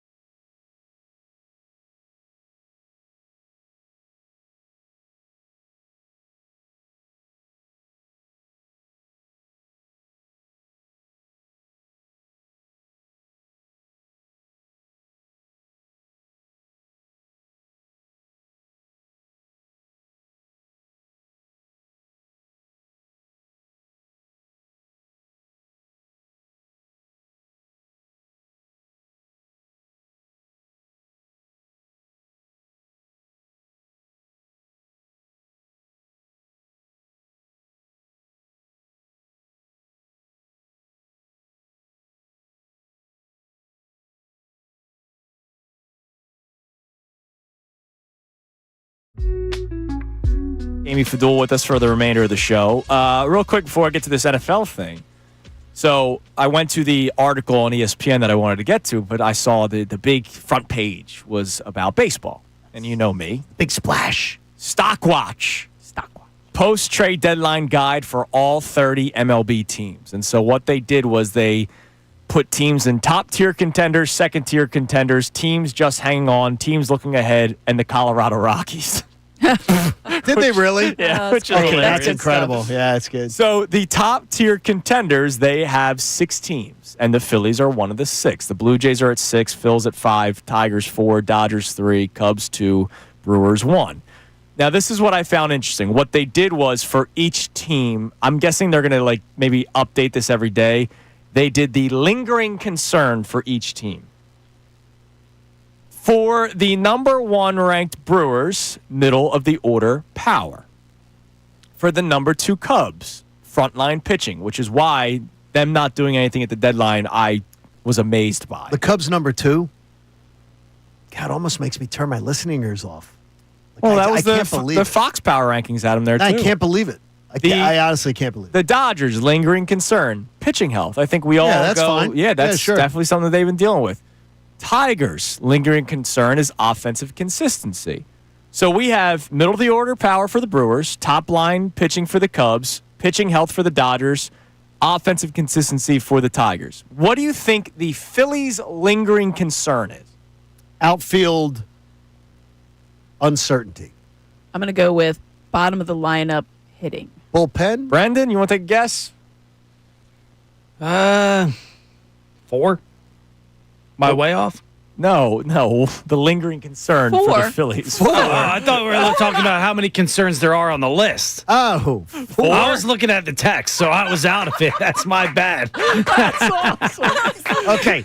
That needs. Hey, Ray Dunn. Ray Dunn needs to. I was checking the text line. Ray Dunn needs to grab. Ray Dunn needs to grab that audio. That is absolutely the. What's the answer? I was just calling my pants down. I'm not. Ray Dunn, you're back in high school. Ray Dunn needs to grab that audio and play it for Mikey Miss. Listen, because that is awesome. I was checking the text line, doing the other part of my job. Yeah, sure you were. That's awesome. 4? I thought I could come in and guess. What? Mr. Gunn? Mr. Gunn in the back of the room, were you talking? No. We're going to send you outside of the classroom, and you can think about your act. I got to put the gum on my nose. That was great. Their lingering concern 4 was not 3. 4. Wait a minute, who is 4? 7. Who is 4? It was Quattro. Lenny Dykstra? The lingering concern they have for the Phillies. Sorry. I'm not going to lie. I was doing something else. The lingering concern they have for the Phillies is, where is Andrew Painter? That's their lingering concern. I go, what are you guys talking about? Stop it. Outfield. Why is starting pitching? You know what's better than that? 4 is better than lingering concern about Andrew Painter. I'm concerned now about 4. Now, outfield would have been the answer, in my opinion, to John Kincaid's Otto Kemp point. is the concern. Yeah, Otto Kemp is no idea what's happening. the number 4. It's just, I don't. Andrew Painter? Now, wait a minute. They're the best starting pitching of any of those teams that we're talking about. They have 2 guys that are Cy Young contention. I don't get that. Really answer concerned at all. about why have you brought up the kid that's not ready yet? He's coming up to 4 again. Way better. Much more concerning.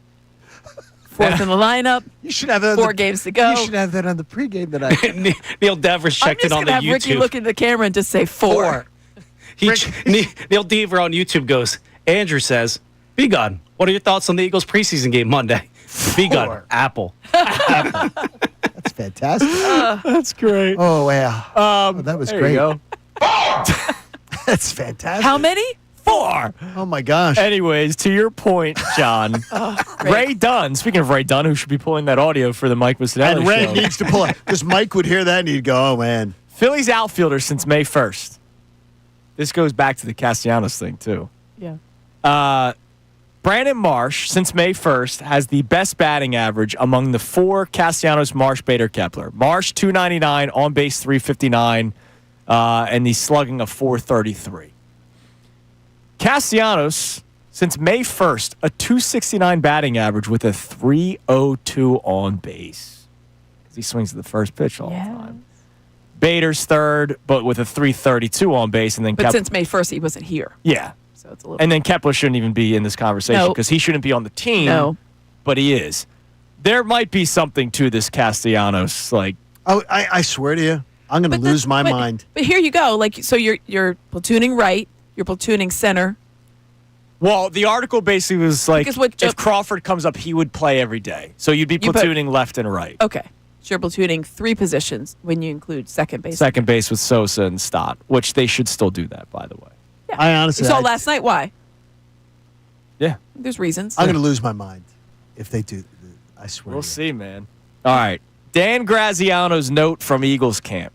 So he questions whether or not they can limit the workload of Saquon Barkley because of the fall off from Barkley to A.J. Dillon and Will Shipley, and if this offense still relies on Saquon Barkley so much. So he questions that. Now, here's what I found interesting, John. Okay. He spoke with Lane Johnson. And you have brought up, what do the players think about getting the away, workload? right? Getting or if they decided to go with a much more passing offense this year, did the players, especially the offensive linemen, the leaders, do they go, what are we doing here? After they had to go to Sirianni's office last year and say, hey, let's run the football. A quote from Lane Johnson: I would love to be a run, play action team. It makes things really fun up front. We were really balanced last year, so it was a lot of easier in the passing game when you have somebody in the backfield that can do that. We'd like to have a similar approach this year. That's from the leader of your O-line, Lane Johnson. I mean, the linemen want them to run the ball. Yeah. They came to them last year like, hey, stop thinking about it. Just do it. So that is, and I said that before. I said there's no reason to break it and start over. There's no reason to. I don't think it's breaking it. Right, just to lessen the load a little. It's just no. I want him to lessen the load. Right. So it's not. But it's not like this Phillies bullpen. Let's break it to fix it. I don't want a massive overhaul of this offense. Right. Like, let me show you what I can do. Right. Yeah, like you go from 65-35 or 60-40 to 75-20. Right, because we just want to throw the football. We got to get AJ because that's what you're supposed to do in the NFL these days. But I found that pretty interesting that Lane Johnson made it pretty clear. Like, yeah, we want to keep on doing it this way. All right, what do we got on the text line, Mr. 4? 4. Because that's what you were looking at. Oh, yeah, that's great. We got somebody checking in saying, look at the numbers last year. That's just great. Look at the numbers last year against the Mets. Castellanos is one of 2 guys who showed up. Guy rises to the occasion every year in the postseason. How the hell are we talking about a platoon with him? Well, I just gave you the numbers as to why we're talking about it. Since May 1st, he has been his OPS is like below average since May 1st, well below average. Now, come playoff time, you're right, which is why I wouldn't do it. But there is a reason why the conversation is happening. And oh, by the way, Matt Gelb this isn't his opinion. No. This is based off of conversations that are happening within the Phillies organization, and we know that Dave Dombrowski has never totally been sold on Castellanos. There is one thing, though, trying to trade him last year. That I will say is that if you, that I will say about it is that the beat writers, though, were convinced that we were getting a new center fielder right after the trade deadline. I think because that was what the talk was. Like they all got fed a line. Where did you need? Yes, we needed, and honestly, I'm sure the Phillies did try to get a center fielder, but the price was something that they were not comfortable with. Right? They weren't going to. Right, it was Stephen Kwan. Stephen Kwan was the big name out there, and I think that it probably cost too much. I just can't. Dave Dombrowski basically said that, like, hey, listen, the price was not something we're comfortable with on some of the options that we had, you know, for making changes in our lineup. So if Crawford comes up, though, he'd be your starting center fielder, and then you platoon the other 2 corners. I mean, it was they were very clear. Like, we thought we were getting Crawford. We thought we were getting Crawford if he didn't get traded. He was going to be here. The funny thing about the text line, though, is everybody's defending Castellanos, and that's which is a weird the usual thing. Such a weird shift, and I like it because he's deserving. I'm fine keeping him in right, like that. Whatever. If it ain't broke, well, but I'm fine with that though. I don't think you should platoon 2 positions, 3 if you think about it with second base. I think that's 2. That's World Series champs don't have 3 platoons. No, that's what a lot of the texts are saying too. Does it tell you that the fan base is kind of iffy on the front office right now if it's coming from them? Absolutely. Is he the evil of 3 lessers? Like, you know, maybe that they just go, look, Castellanos is not a problem. There's other problems. Right. So Keep him fix right. the problems. Don't worry about And then you got- Castellanos. There's as much Then as you- 4 problems. Here, You got- real quick, Seriously. tell us about the AACR because we I'm gonna have, tell we you have Nick about it. Serriani next. Hey, Pierce Phelps Bryan Heating and Air Conditioning Contractors made a donation to the AACR. You can too. Go to 975thefanatic.com/AACR because cancer research saved my life. Nick Castellanos speaks. Nick Castellanos. Nick Sirianni. Nick Sirianni speaks to the media next. You'll hear it live here on Kincade Salciunas 97.5 The Fanatic. Hi, my name is Phil E. And for most of my sports fan life, I've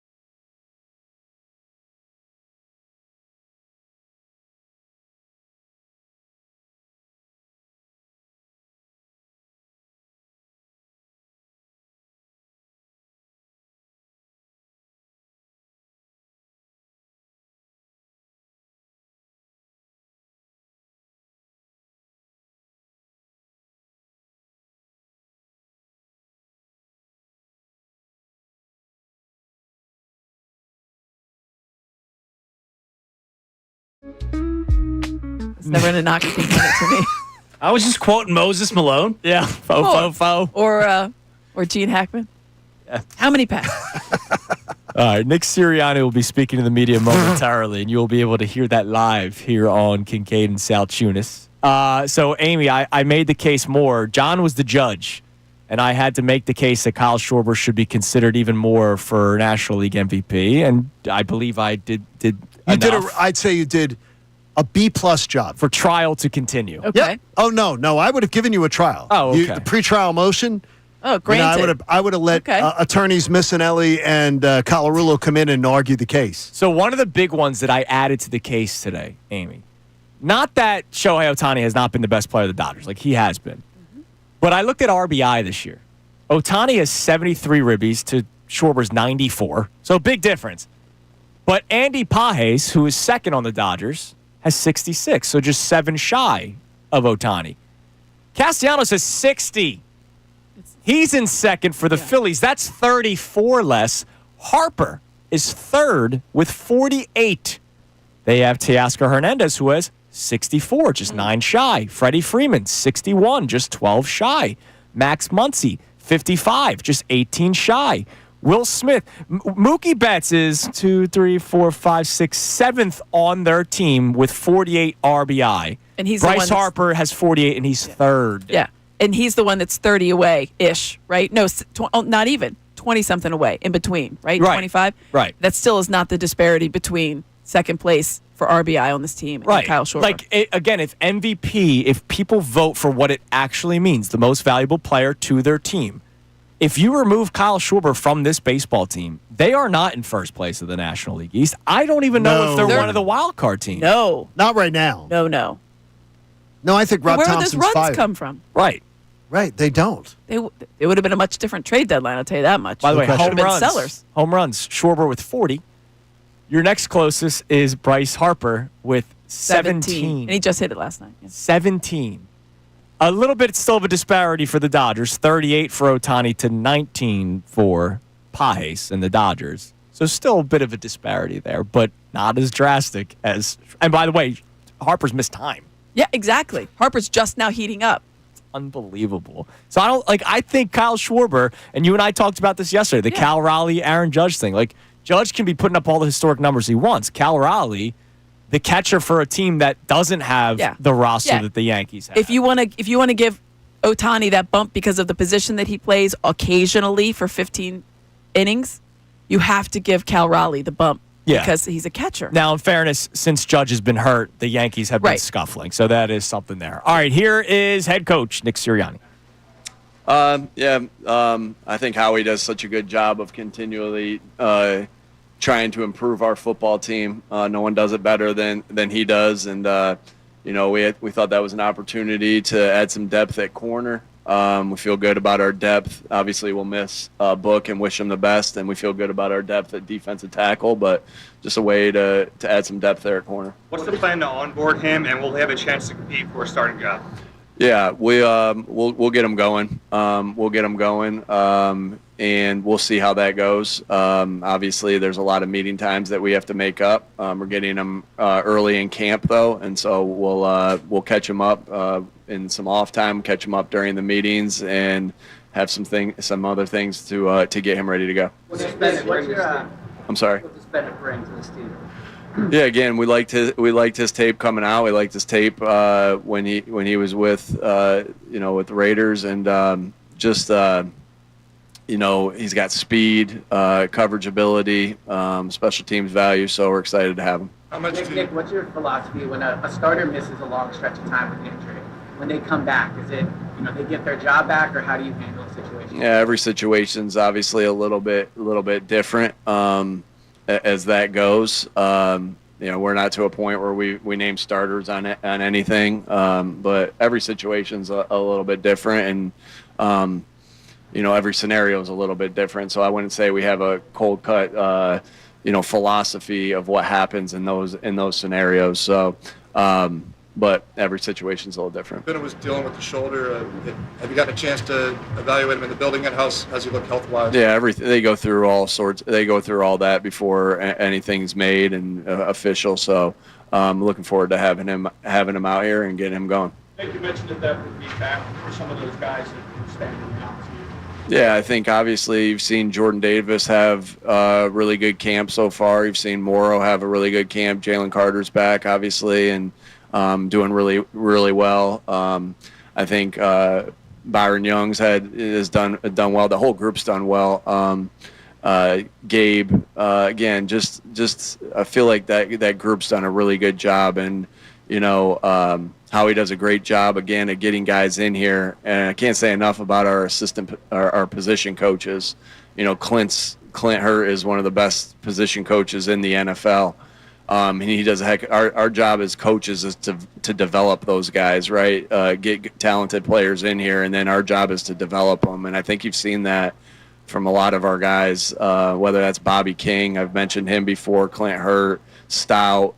I think Scott Leffler's doing an excellent job. I mean, I'd love to go through every one of those guys, but I feel like we have position coaches that really do a good job of developing the talent. I don't think that gets talked about enough. Just the job that our assistant coaches, position coaches have done of getting these guys to play good football. It's a team, right? So it's getting the right guys in here, getting good players in here, the right guys in here, and then developing that talent. I think it's worked really well. We'll continue to try to do that. What does this say about Kaylee and Midori, and what have you seen from that? Again, just adding depth to that position. I think both of those guys have done an outstanding job. And I know Vic talked about that yesterday. Just that's a battle. You love having battles, and I think you can look out there and see Adoree make a play, and you see Keeley make a play, and you guys have seen it. They're doing a really nice job, and excited about how they worked and how they worked all off season, how they worked all summer, and came in here ready to compete. Competition brings out the best in all our guys. And we're looking forward to continuing those battles with those guys. I think what's really obvious to me with this football team is how much they like to compete. That's part of toughness is your competitive drive. I can't tell you how many times Saquon, Jalen Hurts, Jalen Carter have come up to me and said, "Hey, what's the competition today? Hey, what are we doing for the competition today? Hey, why haven't we done one of these yet?" And it's making me force me to think about how different ways we can compete against each other. We got a new way we're going to do it today. But I love the competitive drive of this team. Again, like I said, competition brings out the best in everybody. And it gives you ideas. Like we ran a 4th down play the other day. It gives you confidence to be able to go for those things in the season.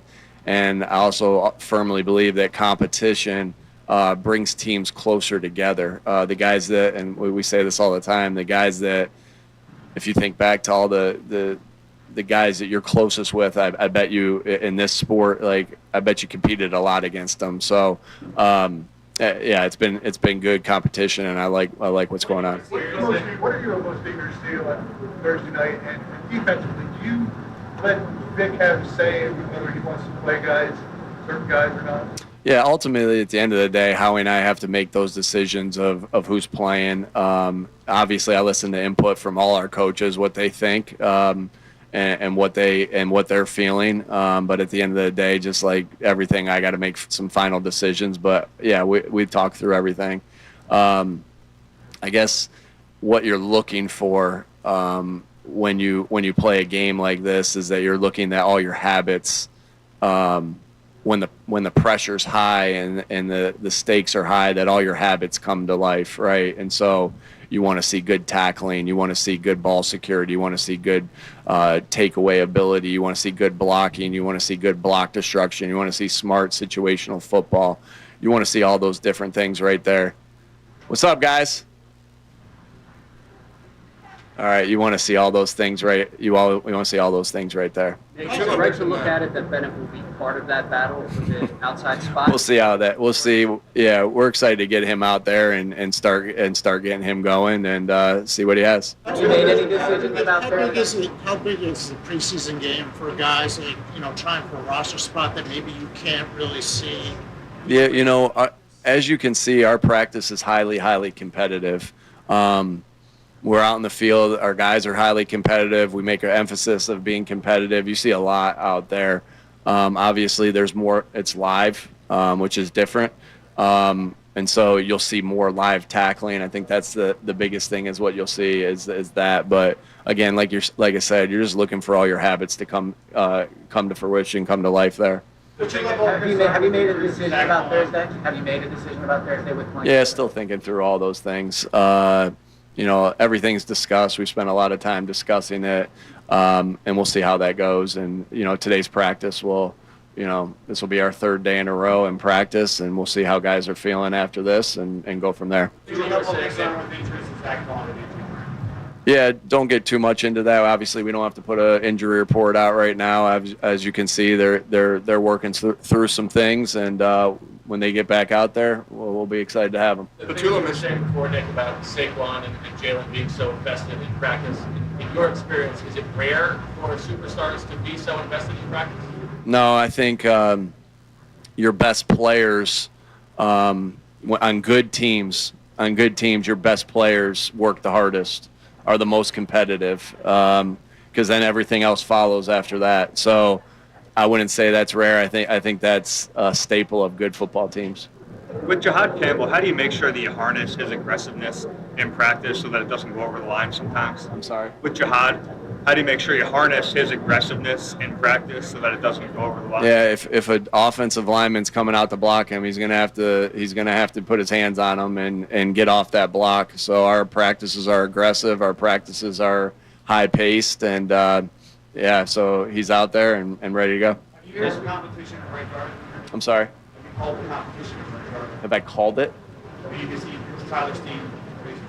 Yeah, again, we don't have to name any starters at this particular point. Tyler's obviously been in there with the ones, and Tyler's doing a really good job. I thought Tyler had a really good off season. The way he worked, I get reports.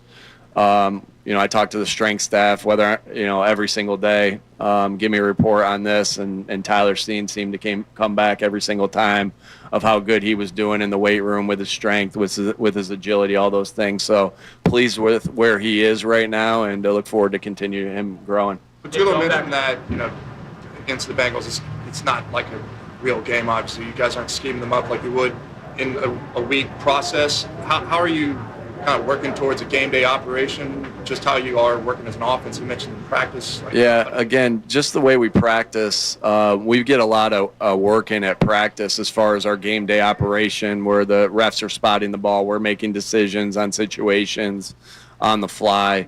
We'll look to do those same things in the game, get ourselves an opportunity to go through in a full game setting of our operations. But like I said, we've had a couple operations practices to date in practice, so it'll just be good to continue to grow. We got to work just like the players got to work to be ready for the games as well. So just another opportunity for us to do so. Some of these past seasons, you've had two joint practices or against two teams. Why only one this year, the second year in a row?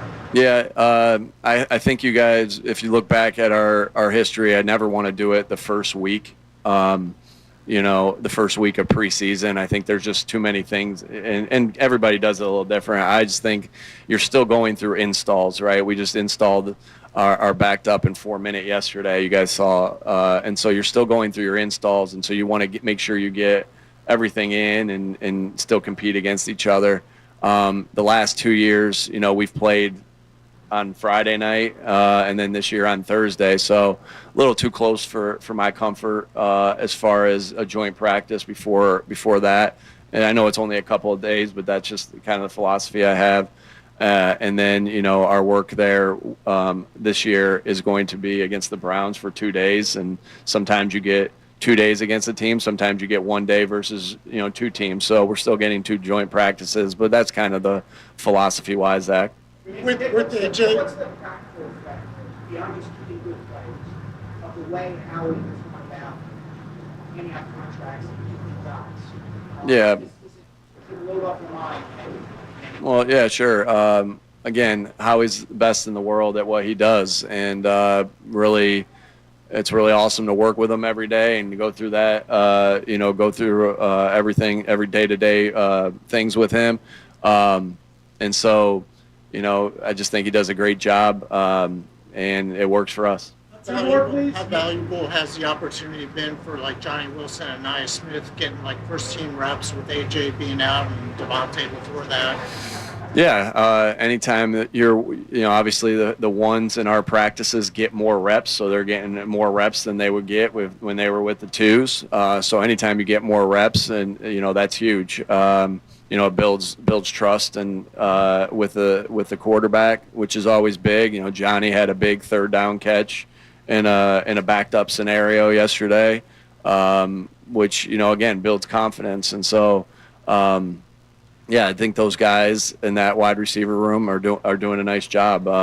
Jahan's been good all off season. Same thing, like kind of how I mentioned Tyler Steen. Jahan is another guy that's really showed up. And then it's been good battle for that 4 or 5 spot. I think Anias shows great quickness and acceleration. He's scrappy. Johnny, I think it's probably underestimated how much Johnny did for us last year on that field. One of our better special teams players. A guy that was very powerful at the point of attack on the number 1 rushing team. And then looking forward to Terrace getting back out there. Elijah Cooks is doing a good job. Darius Cooper's got a lot of talent, and we're excited to continue to work with those guys. Last one, Banner's taking a big step forward this year as the backup. How much do you learn from preseason games, live reps for guys that are, not fully entrenched and getting all that playing? Yeah, again, preseason games tell us a lot, and we're so excited to play those. It's such a great evaluation tool. But we wouldn't be doing our job in practice if we weren't going about our practice the way we do, where we get to evaluate there. So, I think the only thing that's different is that it's live to the ground. But our offensive line, defensive line, linebackers are essentially going live every single play that we have pads on. And so we get that evaluation there. So Tanner's had a nice camp so far. And that's just a good sign of, when you have reps, like Tanner had been used to getting, 2 reps at the end of the threes, or three or 4 reps, whatever it was. Now he's getting those extra reps with the 2s, and he's done a nice job, and we'll continue to evaluate him at practice and preseason games, and we'll just look to continue to develop him. And like I said, Scott Loeffler's doing a great job. I know that quarterback room, Jalen in that quarterback room, the guys get to learn from him. That's huge. Kevin is in the quarterback room an awful lot. Parks, Frazier's in that quarterback room. So there's a lot of guys in there that are helping with that development. All right. Thanks, guys. All right, there's head coach Nick Serriani for today's press conference. Amy, thank you as always. Thank you, guys. John, good to have you back. Mr. 4 over there. Oh! Everybody have